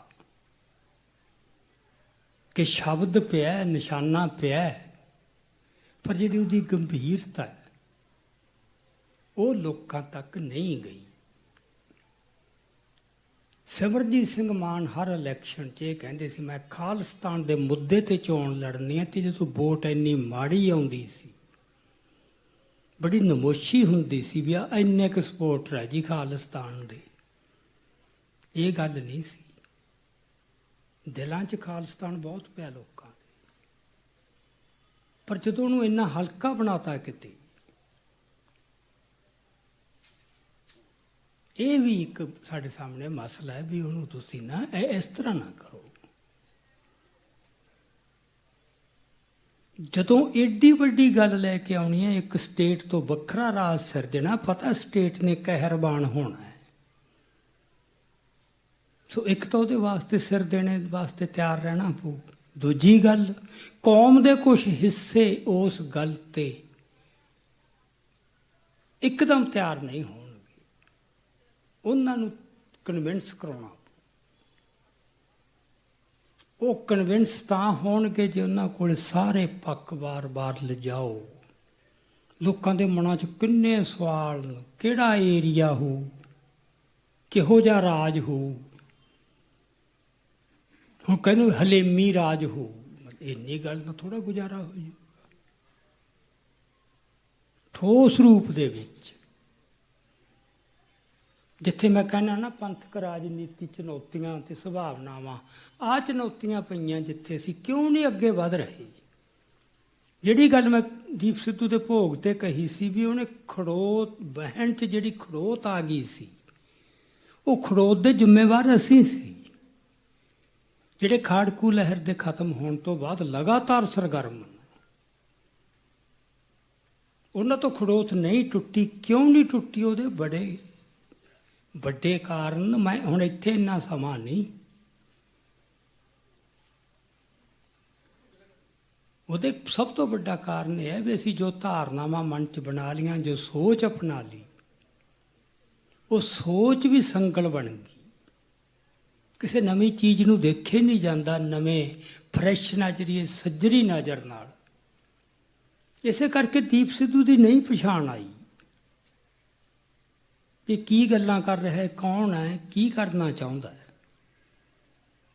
ਕਿਉਂਕਿ ਉਹ ਪਹਿਲਾਂ ਮਨ 'ਚ ਪਹਿਲਾਂ ਬਣੀਆਂ ਪਈਆਂ ਹੈ ਧਾਰਨਾਵਾਂ। ਸੋ ਮੇਰਾ ਤਾਂ ਅੱਜ ਮਤਲਬ ਇੱਕ ਸਮਝ ਲਓ ਇਹ ਨਾਰਾ ਹੀ ਆ ਅੱਜ ਦੀ, ਵੀ ਜੋ ਕੁਛ ਸਿੱਖਿਆ ਪਹਿਲਾਂ ਉਹਨੂੰ ਭੁੱਲਣਾ ਪਊ। ਇੱਕ ਰੀਲ ਹੈ ਨਾ, ਤੁਸੀਂ ਕੋਈ ਭਰ ਲਈ, ਉਹ 'ਤੇ ਕੁਛ ਹੋਰ ਭਰਨਾ ਚਾਹੁੰਦੇ ਹੋ, ਪਹਿਲਾਂ ਉਹ ਡਿਲੀਟ ਕਰੋ। ਇਹ ਇਕੱਲਾ ਅਸੀਂ ਨਹੀਂ, ਦੁਨੀਆ ਦੇ ਇਤਿਹਾਸ ਦੀਆਂ ਬਹੁਤ ਉਦਾਹਰਨਾਂ ਪਈਆਂ। ਜਦੋਂ ਕੌਮਾਂ 'ਤੇ ਇਹੋ ਜਿਹੀ ਗੱਲ ਆਉਂਦੀ ਹੈ ਅਤੇ ਉਦੋਂ ਇਹ ਹੁੰਦਾ ਪਹਿਲਾਂ ਜਿਹੜਾ ਸਿੱਖ ਲਿਆ, ਕਿਉਂਕਿ ਅਸੀਂ ਉੱਥੇ ਫੇਲ ਹੋਏ ਹਾਂ, ਅਸੀਂ ਉਹ ਕਰ ਨਹੀਂ ਸਕੇ, ਅਸੀਂ ਉਹ ਦੇਖ ਹੀ ਨਹੀਂ ਸਕੇ, ਅਸੀਂ ਉਹ ਪਛਾਣ ਹੀ ਨਹੀਂ ਸਕੇ। ਅਸੀਂ ਤਾਂ ਲੋਕਾਂ ਨੂੰ ਗਾਲਾਂ ਕੱਢੀ ਗਏ। ਅਸੀਂ ਇੰਨੀਆਂ ਕੁਰਬਾਨੀਆਂ ਕਰ ਰਹੇ ਨੇ, ਇੰਨੀ ਮਿਹਨਤ ਕਰ ਰਹੇ ਹਾਂ, ਲੋਕ ਹੀ ਮੂਰਖ ਆ, ਲੋਕ ਬੇਵਕੂਫ ਆ, ਲੋਕ ਲਾਲਚੀ ਆ, 100 ਗਾਲ ਕੱਢ ਦਿਓਗੇ। ਦੀਪ ਨੇ ਸਭ ਕੁਛ ਤੋੜਤਾ ਹੈ। ਕਿਵੇਂ ਸਾਰਾ ਪੰਜਾਬ ਇੱਕਦਮ ਜਿਵੇਂ ਹੁੰਦਾ ਹੈ। ਉਹ ਇੰਨੇ ਕਮਜ਼ੋਰ, ਇੰਨੇ ਲਾਲਚੀ ਲੋਕ ਐਂ ਕਿਵੇਂ ਕਰ ਗਏ? ਸੋ ਦੀਪ ਸਿੱਧੂ ਤੋਂ ਬਹੁਤ ਕੁਝ ਸਿੱਖਣਾ ਪਊ। ਉਹ ਸਿੱਖਣ ਵਾਸਤੇ ਆਪਦਾ ਬਹੁਤ ਕੁਝ ਕੁਰਬਾਨ ਕਰਨਾ ਪਊ। ਉਸ ਕੁਰਬਾਨੀ 'ਚ ਜਿਹੜਾ ਆਪਦੇ ਬਾਰੇ ਬੰਦੇ ਨੇ ਭਰਮ ਸਿਰਜ ਲਏ। ਮੇਰਾ ਇੰਨਾ ਤਜਰਬਾ ਹੈ, ਜਿਹੜਾ ਉੱਥੇ ਰਾਜੇਵਾਲ ਨਾਲ ਬਾਰ-ਬਾਰ ਪ੍ਰੋਬਲਮ ਆਉਂਦੀ ਰਹੀ ਦੀਪ ਸਿੱਧੂ ਦੀ। ਸਾਡਾ 40 ਸਾਲ ਦਾ ਤਜਰਬਾ ਹੈ, ਤੂੰ ਕੱਲ੍ਹ ਦਾ ਮੁੰਡਾ ਹੈ। ਇਹ ਇਕੱਲੇ ਰਾਜੇਵਾਲ ਦੀ ਨਹੀਂ ਸੀ, ਇਹ ਸਾਡੀਆਂ ਪੰਥਕ ਧਿਰਾਂ ਦੀ ਵੀ ਸੀ। ਕਿ ਤੂੰ ਕੌਣ ਹੁੰਦਾ ਹੈ? ਉਹ ਛੱਡਣੇ ਪੈਣਗੇ। ਇਹ ਅਕਾਲ ਪੁਰਖ ਦੀਆਂ ਖੇਡਾਂ ਨਾ, ਗਿਆਨ ਆਉਣਾ ਇਹ ਤਜਰਬਿਆਂ ਨਾਲ ਨਹੀਂ। ਇਹ ਤਾਂ 5 ਸਾਲ ਦੇ ਬੱਚੇ ਤੋਂ ਵੀ ਕੁਛ ਕਰਵਾ ਸਕਦਾ ਵਾਹਿਗੁਰੂ। ਸੋ ਜਿਹਨੂੰ ਤੁਸੀਂ ਘੋਨਾ ਮੋਨਾ ਕਹਿੰਦੇ ਹੋ, ਸਿਰ ਗੁੰਮਾ ਕਹਿੰਦੇ ਹੋ, ਤੇ ਹੋਰ ਪਤਾ ਨਹੀਂ ਕਿੰਨਾ ਕੁਛ ਇਹੋ ਜਿਹਾ ਵਰਤਦੇ ਹੋ। ਮੇਰੀ ਇਹ ਧਾਰਨਾ ਹੈ ਕਿ ਦੀਪ ਸਿੱਧੂ ਨੂੰ ਕੋਈ ਬਖਸ਼ਿਸ਼ ਸੀ। ਤੁਸੀਂ ਹੁਣ ਉਹਦੀਆਂ ਯਾਦ ਕਰੋ ਗੱਲਾਂ। ਉਹ ਪਹਿਲਾਂ ਤੋਂ ਕਹਿਣ ਲੱਗ ਗਿਆ ਕਿ ਜਿਹੜਾ ਇਹ ਘੋਲ ਲੜਿਆ ਜਾ ਰਿਹਾ ਕਿਸਾਨੀ ਦਾ, ਇਹ ਅਕਾਲ ਪੁਰਖ ਦੀ ਅਗਵਾਈ ਹੇਠ ਲੜਿਆ ਜਾ ਰਿਹਾ। ਇੱਥੇ ਸ਼ਹੀਦਾਂ ਦਾ ਪਹਿਰਾ ਹੈ। ਇਹ ਅਡੋਲ ਯਕੀਨ ਸੀ ਉਹਦਾ, ਤੇ ਇਸ ਗੱਲ ਦਾ ਕਿੰਨਾ ਮਖੌਲ ਉਡਾਇਆ। ਕਲਾ ਵਰਤ ਗਈ। ਉਹਦਾ ਉਹ ਯਕੀਨ ਸੀ, ਦੂਜੇ ਬੰਦਿਆਂ ਨੇ ਉਹਦਾ ਮਖੌਲ ਉਡਾਇਆ। ਜਿਹਦੇ ਬਖਸ਼ਿਸ਼ ਹੁੰਦੀ ਹੈ ਉਹਨੂੰ ਕਿਤੇ ਮਹਿਸੂਸ ਹੋ ਰਿਹਾ ਹੁੰਦਾ, ਉਹ ਤੋਂ ਦੱਸਿਆ ਨਹੀਂ ਜਾਂਦਾ। ਇਹ ਦੱਸਣ ਵਾਲੀ ਗੱਲ ਹੀ ਨਹੀਂ ਹੁੰਦੀ। ਇਹ ਕਿਹੜਾ ਕੋਈ ਗਿਆਨ ਹੈ? ਉਹ ਤਾਂ ਗੂੰਗੇ ਵਾਲੀ ਗੱਲ ਹੁੰਦੀ ਹੈ। ਪਰ ਉਹ ਕਿਤੋਂ ਤੁਰ ਰਿਹਾ ਸੀ। ਸੋ ਵਾਕਈ ਇਹ ਸਭ ਕੁਛ ਖੇਡ ਅਕਾਲ ਪੁਰਖ ਦੀ ਸੀ, ਤੇ ਹੁਣ ਵੀ ਜੋ ਹੋਣੀ ਆ ਅਕਾਲ ਪੁਰਖ ਦੀ ਹੋਣੀ ਹੈ। ਪਰ ਇਹਦੇ 'ਚ ਅਸੀਂ ਬੈਠ ਜਾਈਏ ਘਰਾਂ 'ਚ, ਐਂ ਨਹੀਂ ਹੁੰਦਾ। ਅਕਾਲ ਪੁਰਖ ਦੀ ਇਹ ਵੀ ਹੈ ਇੱਕ ਡਿਊਟੀ, ਥੋਤੋਂ ਜ਼ਿੰਮੇਵਾਰੀ ਵੀ ਆਇਤ ਕਰਦਾ। ਨਹੀਂ ਉਹ ਪਛਾਣ ਵੀ ਨਹੀਂ ਆਉਣੀ ਅਕਾਲ ਪੁਰਖ ਦੀ ਖੇਡ ਦੀ, ਉਦੋਂ ਉਲਟ ਖੜ ਜਾਵਾਂਗੇ। ਸੋ ਇਹ ਜਿਹੜਾ ਅੱਜ ਸਾਡੇ ਸਾਹਮਣੇ ਸੰਕਟ ਹੈ, ਬਸ ਮੈਂ 10 ਕੁ ਮਿੰਟ ਹੀ ਹੋਰ, ਜੇ ਕਹੋ ਤਾਂ ਮੈਂ ਇੱਥੇ ਵੀ ਬੰਦ ਕਰ ਸਕਦਾ ਰਾਜਪਾਲ। ਅੱਛਾ, ਕਿਉਂਕਿ ਅਸਲ 'ਚ ਜੇ ਇੰਨੀ ਗੱਲ ਨਾ ਕੀਤੀ ਨਾ ਵੀ ਹੁਣ ਗੱਲ ਖੜੀ ਕਿੱਥੇ ਹੈ, ਉਹ ਇਹ ਹੈ ਕਿ ਹੁਣ ਜਿਹੜੀ ਉਹ ਖੜੋਤ ਦੀ ਗੱਲ ਕਰਦੇ ਆ, ਇਹ ਸਾਰੇ ਮੰਨਣ ਪੁਰਾਣੇ ਬੰਦੇ ਇਸ ਤਾਂ ਖੜੋਤ ਦੇ ਜ਼ਿੰਮੇਵਾਰ ਆ। ਅਸੀਂ ਬੇਈਮਾਨ ਨਹੀਂ, ਸਾਡੀ ਕਿਤੇ ਉਹ ਸਮਰੱਥਾ ਨਹੀਂ, ਸਾਡੇ ਇੱਥੇ ਵਾਹਿਗੁਰੂ ਦੀ ਬਖਸ਼ਿਸ਼ ਨਹੀਂ। ਬਖਸ਼ਿਸ਼ ਤਾਂ ਨਹੀਂ, ਮਨਾਂ 'ਚ ਬੜੇ ਧੜੇ ਪਾਲਣ ਦੀ ਗੱਲ, ਆਪਦਾ ਆਪਾ ਭਾਵ ਨਹੀਂ ਗਵਾਇਆ ਕਿਸੇ ਨੇ। ਉਹਨਾਂ ਨੂੰ ਦੀਪ ਸਿੱਧੂ ਤੋਂ ਤਾਂ ਹੀ ਡਰ ਲੱਗੀ ਗਿਆ। ਮੈਂ ਇੱਥੇ ਨਹੀਂ ਇਹ ਗੱਲਾਂ ਕਰਨੀਆਂ, ਨਾ ਇਹ ਸਟੇਜ ਤੇ ਕਰਨ ਵਾਲੀਆਂ। ਮੈਂ ਉਹ ਇੱਕ ਇੱਕ ਦਿਨ ਦਾ ਗਵਾਹ ਹਾਂ। ਦੀਪ ਸਿੱਧੂ ਨੇ ਕਿਵੇਂ ਕੀਤਾ, ਜੋ ਕਿਸਾਨ ਯੂਨੀਅਨ ਨੇ ਕੀਤਾ ਉਹ ਸਭ ਨੂੰ ਪਤਾ ਹੈ। ਬਾਕੀ ਵੀ ਉਹਦੇ ਨਾਲ ਹੋਇਆ। ਉਹ ਕੋਈ ਐ ਨਹੀਂ ਵੀ ਬੰਦੇ ਬੜੇ ਮਾੜੇ ਹੈ ਜਿਨ੍ਹਾਂ ਨੇ ਕੀਤਾ। ਮਨ 'ਚ ਇੱਕ ਜਿਹਨ 'ਚ ਗੱਲ ਫਸ ਗਈ, ਸਾਡੀ ਇੰਨੀ ਕੁਰਬਾਨੀ, ਸਾਡੇ ਕੋਲ ਇੰਨੀ ਗੁਰਬਾਣੀ, ਬਾਣਾ ਹੈ, ਬਾਣੀ ਹੈ, ਸਭ ਕੁਛ ਹੈ, ਤੇ ਇਹ ਇੱਕ ਮੌਨ ਘੋਣ ਜਿਹਾ ਬੰਦਾ ਉੱਠ ਕੇ ਕੀ ਗੱਲ ਆ ਗਈ। ਉਹ ਇਹ ਵੀ ਜੋ ਸਿੱਖਿਆ ਨਾ ਉਹ ਗੜਬੜ ਕਰ ਰਿਹਾ ਤੁਹਾਨੂੰ। ਤੇ ਵਾਹਿਗੁਰੂ ਨੇ ਪਤਾ ਨਹੀਂ ਕਦੋਂ ਕਿਸ ਰੂਪ ਦੇ ਵਿੱਚ ਆਪਦੀ ਖੇਡ ਵਰਤਾਉਣੀ ਹੈ। ਦੀਪ ਸਿੱਧੂ ਦਾ ਸਰੂਪ ਵੀ ਬਦਲਣਾ ਸੀ, ਇਹ ਤਾਂ ਪੱਕਾ ਹੀ ਸੀ। ਪਰ ਪਹਿਲਾਂ ਕਰਕੇ ਆ ਤਾਂ ਕਬੂਲ ਕਰਾਂਗੇ, ਇਹ ਵੀ ਕੋਈ ਵਾਹਿਗੁਰੂ ਦੀ ਖੇਡ ਹੀ ਸੀ। ਐਂ ਚੀਜ਼ਾਂ ਨੂੰ ਨਾ ਦੇਖਿਆ ਕਰੋ, ਪਛਾਣੋ ਤੇ ਉਹਨੂੰ ਪ੍ਰਵਾਨ ਕਰੋ। ਫਿਰ ਸੋ ਬਹੁਤ ਸਮਾਂ ਹੋ ਗਿਆ ਮੇਰੇ ਖਿਆਲ ਨੂੰ, ਜੇ ਮੈਂ ਹੋਰ ਕਰਾਂਗਾ ਤਾਂ ਬਹੁਤ ਹੈ। ਪਹਿਲਾਂ ਹੀ ਮੈਂ ਕਿਹਾ ਵੀ ਇੱਕ ਲੈਕਚਰ ਦੇ ਵਿੱਚ ਗੱਲਾਂ ਨਹੀਂ ਮੁੱਕਣੀਆਂ। ਪਰ ਸੰਕਟ ਹੈ ਅੱਜ ਪੰਥਕ ਰਾਜਨੀਤੀ ਦਾ, ਮੰਨਣਾ ਪਊ। ਉਹ ਸੰਕਟ ਦੀ ਸਾਨੂੰ ਪਛਾਣ ਨਹੀਂ। ਅਸੀਂ ਦੇਖਦੇ ਹਾਂ ਜਥੇਬੰਦਕ ਸੰਕਟ, ਧੜੇ ਬਣ ਕੇ ਇਕੱਠੇ ਨਹੀਂ ਹੋ ਰਹੇ, ਇਕੱਠੇ ਕਰੀਏ। ਅਸੀਂ ਦੇਖਦੇ ਵੀ ਧੜੇਬੰਦਕ ਜਥੇਬੰਦਕ ਰੂਪ 'ਚ, ਤੇ ਉਹਦਾ ਉਪਾਅ ਵੀ ਜਥੇਬੰਦਕ ਭਾਲਦੇ ਆ। ਜਥੇਬੰਦਕਤਾ ਉਹਦਾ ਇਜ਼ਹਾਰ ਹੈ, ਪ੍ਰਗਟਾਵਾ ਹੈ, ਬਿਮਾਰੀ ਦੇ ਲੱਛਣ ਹੈ। ਸੰਕਟ ਦੀ ਜੜ ਸਿਧਾਂਤਕ ਹੈ, ਸੋਚਾਂ 'ਚ ਪਈ ਹੈ ਕਿਤੇ। ਆਪਦੇ ਬਾਰੇ ਭਰਮ ਬਣਾ ਲਏ ਬੰਦਿਆਂ ਨੇ, ਉਹ ਭਰਮਾਂ 'ਚੋਂ ਨਹੀਂ ਨਿਕਲ ਰਹੇ, ਉਹ ਭਰਮ ਨਹੀਂ ਟੁੱਟ ਰਹੇ। ਉਦੋਂ ਬੰਦਾ ਫਿਰ ਕੁਛ ਵੀ ਕਰ ਸਕਦਾ। ਉਹਨੂੰ ਲੱਗਦਾ ਹੀ ਇਹ ਹੁੰਦਾ ਮੈਂ ਪੰਥ ਮੁਤਾਬਕ, ਅੱਜ ਪੰਥ ਦਾ ਬਚਾਅ ਹੀ ਇਸ ਗੱਲ ਤੇ ਹੈ। ਜੇ ਕੱਲ੍ਹ ਨੂੰ ਦੀਪ ਸਿੱਧੂ ਵਰਗੇ ਬੰਦੇ ਕੌਮ ਦੇ ਹੀਰੋ ਬਣ ਗਏ ਜਾਂ ਸ਼ਹੀਦ ਬਣ ਗਏ, ਪੰਥ ਨੇ ਤਾਂ ਬਚਣਾ ਹੀ ਨਹੀਂ। ਇੱਥੇ ਦੀ ਕਿਹੜੀ ਮਰਿਆਦਾ ਰਹਿ ਜੂ। ਸੱਚੀ ਉਹਨਾਂ ਨੂੰ ਇਹ ਲੱਗਦਾ। ਇਹ ਤੇ ਇੱਕ ਬਹੁਤ ਸੰਜੀਦਾ ਤੇ ਸੁਘੜ ਬਹਿਸ ਦੀ ਲੋੜ ਹੈ ਵੀ ਕੋਈ ਗੱਲ ਨਹੀਂ, ਆਪਾਂ ਨੂੰ ਭਾਵੇਂ 5 ਸਾਲ ਲੱਗ ਜਾਣ, ਆਓ ਗੱਲ ਤਾਂ ਕਰੋ ਨਾ ਤੁਸੀਂ। ਇਹ ਕੀ ਵੀ ਉਹਨੂੰ ਬੰਦੇ ਨੂੰ ਸੂਲੀ ਤੇ ਟੰਗ ਦਿਓ, ਉਹਦੀ ਕਿਰਦਾਰ ਕੁਸ਼ੀ ਕਰੋ। ਮਰਨ ਤੋਂ ਬਾਅਦ ਵੀ ਹੋ ਰਿਹਾ। ਸੋ ਮੇਰੀ ਤਾਂ ਇੰਨੀ ਕੁ ਗੁਜ਼ਾਰਿਸ਼ ਹੈ, ਆਪਾਂ ਬੰਦਿਆਂ ਨੂੰ ਗਾਲਾਂ ਕੱਢ ਲੈਂਦੇ ਹਾਂ, ਮਸਲੇ ਵੱਡੇ ਖੜੇ ਨੇ, ਉਧਰ ਨੂੰ ਹੋਵੇ ਨਾ ਉਹ ਚੱਲੂ। ਜੇ ਇੱਕ ਸੰਵਾਦ ਦਾ ਮਾਹੌਲ ਬਣੂ, ਉਹ ਮਾਹੌਲ ਨਹੀਂ ਬਣ ਰਿਹਾ। ਇੱਥੇ ਜਿਹੜਾ ਮਾਹੌਲ ਬਣ ਰਿਹਾ ਉਹ ਹੈ ਇਲਜ਼ਾਮ ਤਰਾਸ਼ੀ, ਚਿੱਕੜ ਉਛਾਲੀ। ਸੋਸ਼ਲ ਮੀਡੀਆ ਨੇ, ਫੇਸਬੁੱਕ ਨੇ ਇੰਨਾ ਗੰਧਾਲਤਾ ਸਭ ਕੁਛ। ਕੋਈ ਤਮੀਜ਼ ਨਹੀਂ ਰਹੀ, ਕੋਈ ਤਹਿਜੀਬ ਨਹੀਂ ਰਹੀ, ਕੁਛ ਵੀ ਨਹੀਂ।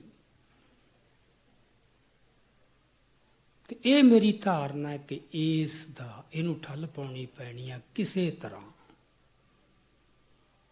ਸਮਝਾਇਆ ਨਹੀਂ ਸਮਝਦੇ ਹੁੰਦੇ, ਕਿਉਂਕਿ ਬਿਰਤੀ ਹੈ ਨਾ। ਕਾਂ ਹੈ, ਕਾਂ ਨੂੰ ਕਿਤੇ ਅਕਾਲ ਪੁਰਖ ਨੇ ਉਹਦੀ ਜੋ ਬਿਰਤੀ ਦਿੱਤੀ ਆ, ਉਹਨੇ ਬਿਸ਼ਟਾ ਹੀ ਖਾਣਾ ਹੈ। ਤੁਸੀਂ ਨਹੀਂ ਰੋਕ ਸਕੋਗੇ। ਉਹਨੇ ਮੋਤੀ ਨਹੀਂ ਚੁਗਣੇ। ਹੰਸ ਨੇ ਮੋਤੀ ਚੁਗਣੇ, ਉਹਨੇ ਬਿਸ਼ਟੇ ਵੱਲ ਨੂੰ ਜਾਣਾ ਨਹੀਂ, ਗੰਦ ਵੱਲ ਨੂੰ। ਸੋ ਜਿਨ੍ਹਾਂ ਦੀ ਬਿਰਤੀ ਇਹੀ ਹੈ ਕਿ ਉਹਨਾਂ ਨੇ ਗੰਦਾ ਹੀ ਸੋਚਣਾ, ਗੰਦਾ ਹੀ ਬੋਲਣਾ ਹੈ ਤੇ ਗੰਦੇ ਹੀ ਕਰਮ ਕਰਨੇ ਆ, ਉਹ ਕਿਤੇ ਨਾ ਕਿਤੇ ਉਹਦਾ ਹੱਲ ਕਰਨਾ ਪਊਗਾ। ਉਹਨਾਂ ਨੇ ਕੁਛ ਨਹੀਂ ਹੋਣ ਦੇਣਾ। ਬੰਦਿਆਂ ਨੂੰ ਨਿਰਾਸ਼ ਕਰ ਕਰਕੇ ਘਰਾਂ 'ਚ ਬਿਠਾ ਦੇਣਗੇ। ਕਿਉਂਕਿ ਮੈਂ ਖੁਦ ਉਹਦਾ ਵਿਕਟਮ ਹਾਂ। ਨਾ ਉਮਰ ਦਾ ਲਿਹਾਜ਼ ਹੈ, ਜੋ ਮੇਰੇ ਬਾਰੇ ਸ਼ਬਦ ਵਰਤ ਰਹੇ ਨੇ, ਮਤਲਬ ਜਿੰਨੇ ਉਹ ਚਲੋ ਮੈਂ ਤਾਂ ਇਹ ਮੈਂ ਦੇਖਦਾ ਨਹੀਂ, ਮੈਂ ਪੜ੍ਹਦਾ ਨਹੀਂ। ਮੈਂ ਕਿਹਾ ਹੋਇਆ ਬੰਦਿਆਂ ਨੂੰ, ਯਾਰ ਮੈਨੂੰ ਨਾ ਦੱਸਿਆ ਕਰੋ, ਮੈਨੂੰ ਲੋੜ ਨਹੀਂ। ਮੈਨੂੰ ਪਤਾ ਵੀ ਬਹੁਤ ਨਫ਼ਰਤ ਕਰਦੇ ਆ ਕੁਛ ਬੰਦੇ, ਉਹ ਕਰਨਗੇ। ਮੈਂ ਆਪਦਾ ਕੰਮ ਕਰਨਾ ਚਾਹੁੰਦਾ, ਪਰ ਚਲ ਮੈਂ ਤਾਂ ਐਂ ਕਰ ਲਿਆ। ਹਰੇਕ ਤੋਂ ਹੁੰਦਾ ਨਹੀਂ, ਬੰਦੇ ਡਿਸਟਰਬ ਹੁੰਦੇ ਨੇ। ਉਹ ਮੋੜਵਾਂ ਜਵਾਬ, ਜਿਵੇਂ ਦੀਪ ਨੇ ਕਿਹਾ ਵੀ ਇੱਕ ਨੇ ਛੱਡਿਆ ਦੂਜੇ ਨੇ ਮੋੜਵਾਂ ਗਿੱਟਿਆਂ 'ਚ ਮਾਰਿਆ। ਸੋ ਕੌਮ ਦਾ ਸਾਰਾ ਮਾਹੌਲ ਉਹ ਕਰਤਾ। ਬੰਦੇ ਬਹੁਤੇ ਨਹੀਂ, ਕੁਛ ਕੁ ਆਇਡੈਂਟੀਫਾਈ ਹੋ ਜਾਣਗੇ ਜਿਹੜੇ ਸਾਰੀ ਸਮੱਸਿਆ ਦੀ ਜੜ ਹੈ। ਪਰ ਕਰਨਾ ਪਊ ਕੌਮ ਨੂੰ, ਅੱਜ ਕਰ ਲੈਣ ਕੱਲ੍ਹ ਨੂੰ ਕਰ ਲੈਣ। ਸੋ ਪੰਥਕ ਰਾਜਨੀਤੀ ਜਦੋਂ ਗੱਲ ਕਰਦੇ, ਜਿਹੜੀਆਂ ਤਾਂ ਰਵਾਇਤੀ ਧਿਰਾਂ ਉਹਨਾਂ ਨੂੰ ਤਾਂ ਹੁਣ ਆਪਾਂ ਛੱਡ ਦਈਏ। ਅਕਾਲੀ ਦਲ, ਜਿਹੜੀਆਂ ਖਾੜਕੂ ਲਹਿਰ ਦੇ ਖਾਤਮੇ ਤੋਂ ਬਾਅਦ ਪੰਥਕ ਧਿਰਾਂ ਆਈਆਂ ਸਾਹਮਣੇ, ਕੁਛ 2 ਹੈ 3 ਹੈ 4 ਹੈ ਧੜੇ ਬਣੇ, ਉਹਨਾਂ ਤੋਂ ਵੀ ਮਤਲਬ ਉਹ ਹੋ ਨਹੀਂ ਸਕਿਆ। ਉਸ ਮੇਰਾ ਤਾਂ ਇਹ ਵੀ ਉਹਨਾਂ 'ਚ ਉਹ ਸਮਰੱਥਾ ਨਹੀਂ, ਉਹ ਮੰਨ ਜਾਣਗੇ। ਇਹ ਕੋਈ ਮਿਹਣਾ ਨਹੀਂ ਹੁੰਦਾ। ਮੈਨੂੰ ਕੋਈ ਕਹੇ ਬੰਦਾ ਵੀ ਯਾਰ ਤੂੰ ਘੁਲ ਨਹੀਂ ਸਕਦਾ, ਤੇਰਾ ਸਰੀਰ ਹੀ ਨਹੀਂ, ਮੰਨ ਜੂੰਗਾ ਮੈਂ, ਨਹੀਂ ਐਵੇਂ ਲੱਤ ਤੜਾਊਂਗਾ ਕਿਸੇ ਤੋਂ। ਉਹਨਾਂ ਨੇ ਕਰਕੇ ਦੇਖ ਲਿਆ ਬਹੁਤ ਸਾਲ, ਉਹਨਾਂ ਤੋਂ ਨਹੀਂ ਕੁਛ ਬਣਿਆ। ਉਹਨਾਂ ਦਾ ਘੇਰਾ ਸੁੰਗੜਿਆ, ਵਧਿਆ ਨਹੀਂ, ਸਾਰਿਆਂ ਦਾ ਹੀ। ਆ ਯੂਥ ਤਾਂ ਭਾਲਦਾ ਸੀ ਯਾਰ ਸਾਨੂੰ ਕੋਈ ਥਿਆਵੇ ਬੰਦਾ, ਤੇ ਕਿਵੇਂ ਇੱਕਦਮ ਉਮੜ ਪਿਆ, ਜਿਹਦਾ ਮਤਲਬ ਉਹ ਤੁਹਾਨੂੰ ਰੱਦ ਕਰ ਚੁੱਕੇ ਨੇ। ਤੁਸੀਂ ਉਹਨਾਂ 'ਚ ਉਹ ਵਿਸ਼ਵਾਸ ਤੇ ਆਸ ਨਹੀਂ ਜਗਾ ਸਕੇ। ਸੋ ਇੰਨੀ ਗੱਲ ਮੰਨਣ 'ਚ ਭਲਾ ਕੀ ਹੇਠੀ ਹੈ? ਕੌਮ ਦਾ ਭਲਾ ਹੈ। ਇਹ ਵੀ ਨਹੀਂ ਵੀ ਤੁਹਾਨੂੰ ਕੋਈ ਜੇਲ੍ਹਾਂ 'ਚ ਸੁੱਟ ਦੂ ਤੇ ਤੁਹਾਨੂੰ ਕੋਈ ਐ ਹੁਣ ਵੀ ਲਾਹਣਤਾਂ ਪਾਊ। ਇਹ ਕੋਈ ਲਾਂਭਾ ਹੁੰਦਾ? ਮੈਂ ਕਹਾਂ ਮੇਰੇ 'ਚ ਸਮਰੱਥਾ ਨਹੀਂ, ਮੰਨਣ ਦੀ ਗੱਲ ਹੈ, ਮੰਨ ਜੋ। ਹਾਂ, ਤੁਸੀਂ ਰੋਲ ਕੋਈ ਨਾ ਕੋਈ ਨਿਭਾ ਸਕਦੇ ਹੋ, ਬਹੁਤ ਵਧੀਆ।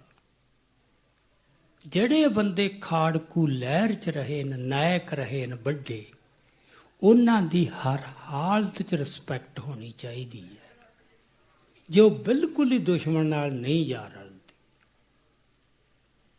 ਇਹ ਤਮੀਜ਼ ਵੀ ਨਹੀਂ ਰਹੀ ਬੰਦਿਆਂ ਦੀ। ਬੰਦੇ ਟਾਰਗੇਟ ਕੀਤੇ ਗਏ, ਕੁਛ ਧੜੇ ਟਾਰਗੇਟ ਕੀਤੇ ਗਏ ਜਿਨ੍ਹਾਂ ਤੋਂ ਉਹਨਾਂ ਨੂੰ ਖਤਰਾ ਲੱਗਦਾ ਸੀ। ਉਹਦੇ 'ਚ ਖਾਸ ਕਰਕੇ ਭਾਈ ਦਲਜੀਤ ਸਿੰਘ ਬਿੱਟੂ ਪਿਛਲੇ ਕਿੰਨੇ ਸਾਲਾਂ ਤੋਂ ਵੀ ਉਹਦੇ ਇੰਨੀ ਕਿਰਦਾਰ ਕੁਸ਼ੀ ਕਰਦੇ ਹੋ ਵੀ ਉਹ ਕਿਤੇ ਬੋਲਣ ਜੋਗਾ ਨਾ ਰਹਿ ਜੇ। ਐਂ ਵੀ ਕਤਲ ਹੋ ਰਹੇ ਨੇ। ਸੋ ਇਹ ਰੁਝਾਨ ਨੂੰ ਠੱਲ ਪਾਉਣੀ ਪਊਗੀ। ਪੰਥਕ ਪਰੰਪਰਾ ਮੁਤਾਬਕ ਕੁਛ ਨਾ ਕੁਛ ਸਟੈਪ ਚੁੱਕਣੇ ਪੈਣਗੇ। ਸੋ ਇੰਨੀਆਂ ਕੁ ਮੈਂ ਹੁਣ ਪਿੱਛੋਂ ਆ ਕੇ ਗੱਲਾਂ ਬਹੁਤ ਸਮੇਟੀਆਂ ਤੇ ਮਾਫੀ ਮੰਗਦਾ। ਬਹੁਤ ਹੀ ਟਾਈਮ ਸਮੇਂ ਨਾਲ ਵੱਧ ਲੱਗ ਗਿਆ। ਸੋ ਫਿਰ ਮੌਕਾ ਮਿਲੂਗਾ। ਤੇ ਦੂਜੀ ਗੱਲ ਮੈਂ ਇੱਥੇ ਸਪਸ਼ਟੀਕਰਨ ਦਿੰਦਾ, ਜੋ ਮੈਂ ਗੱਲਾਂ ਕਰ ਰਿਹਾ ਕੋਈ ਅੰਤਮ ਨਹੀਂ। ਮੈਂ ਕਹਾਂ ਵੀ ਮੈਨੂੰ ਕੋਈ ਇਲਹਾਮ ਹੋਇਆ। ਬੁੱਧੀ ਮੁਤਾਬਕ ਹੀ ਹਰ ਬੁੱਧੀ ਦੀ ਸੀਮਾ ਹੈ। ਕਿਸੇ ਬੰਦੇ ਨੂੰ ਗਲਤ ਲੱਗਦੀ ਕੋਈ ਗੱਲ ਨਹੀਂ, ਇਹਨੂੰ ਸੰਜੀਦਾ ਪੜਚੋਲ ਕਰੇ ਜ਼ਿੰਮੇਵਾਰੀ ਦੀ ਭਾਵਨਾ ਨਾਲ, ਗਾਲੀ ਗਲੋਚ ਨਾਲ। ਉਹਦੇ 'ਚੋਂ ਬੜਾ ਕੁਝ ਸਿੱਖ, ਮੈਂ ਵੀ ਸਿੱਖ ਸਕਦਾ, ਦੂਜੇ ਵੀ ਸਿੱਖ ਸਕਦੇ ਨੇ, ਪਰ ਆਹ ਨਹੀਂ ਹੋ ਰਿਹਾ। ਸੋ ਇੰਨੀਆਂ ਕੁ ਵਿਚਾਰਾਂ ਪ੍ਰਵਾਨ ਕਰੋ। ਮੈਂ ਫਿਰ ਮਾਫੀ ਮੰਗਦਾ ਜ਼ਿਆਦਾ ਸਮਾਂ ਲੈਣ ਲਈ। ਵਾਹਿਗੁਰੂ ਜੀ ਕਾ ਖਾਲਸਾ, ਵਾਹਿਗੁਰੂ ਜੀ ਕੀ ਫਤਿਹ।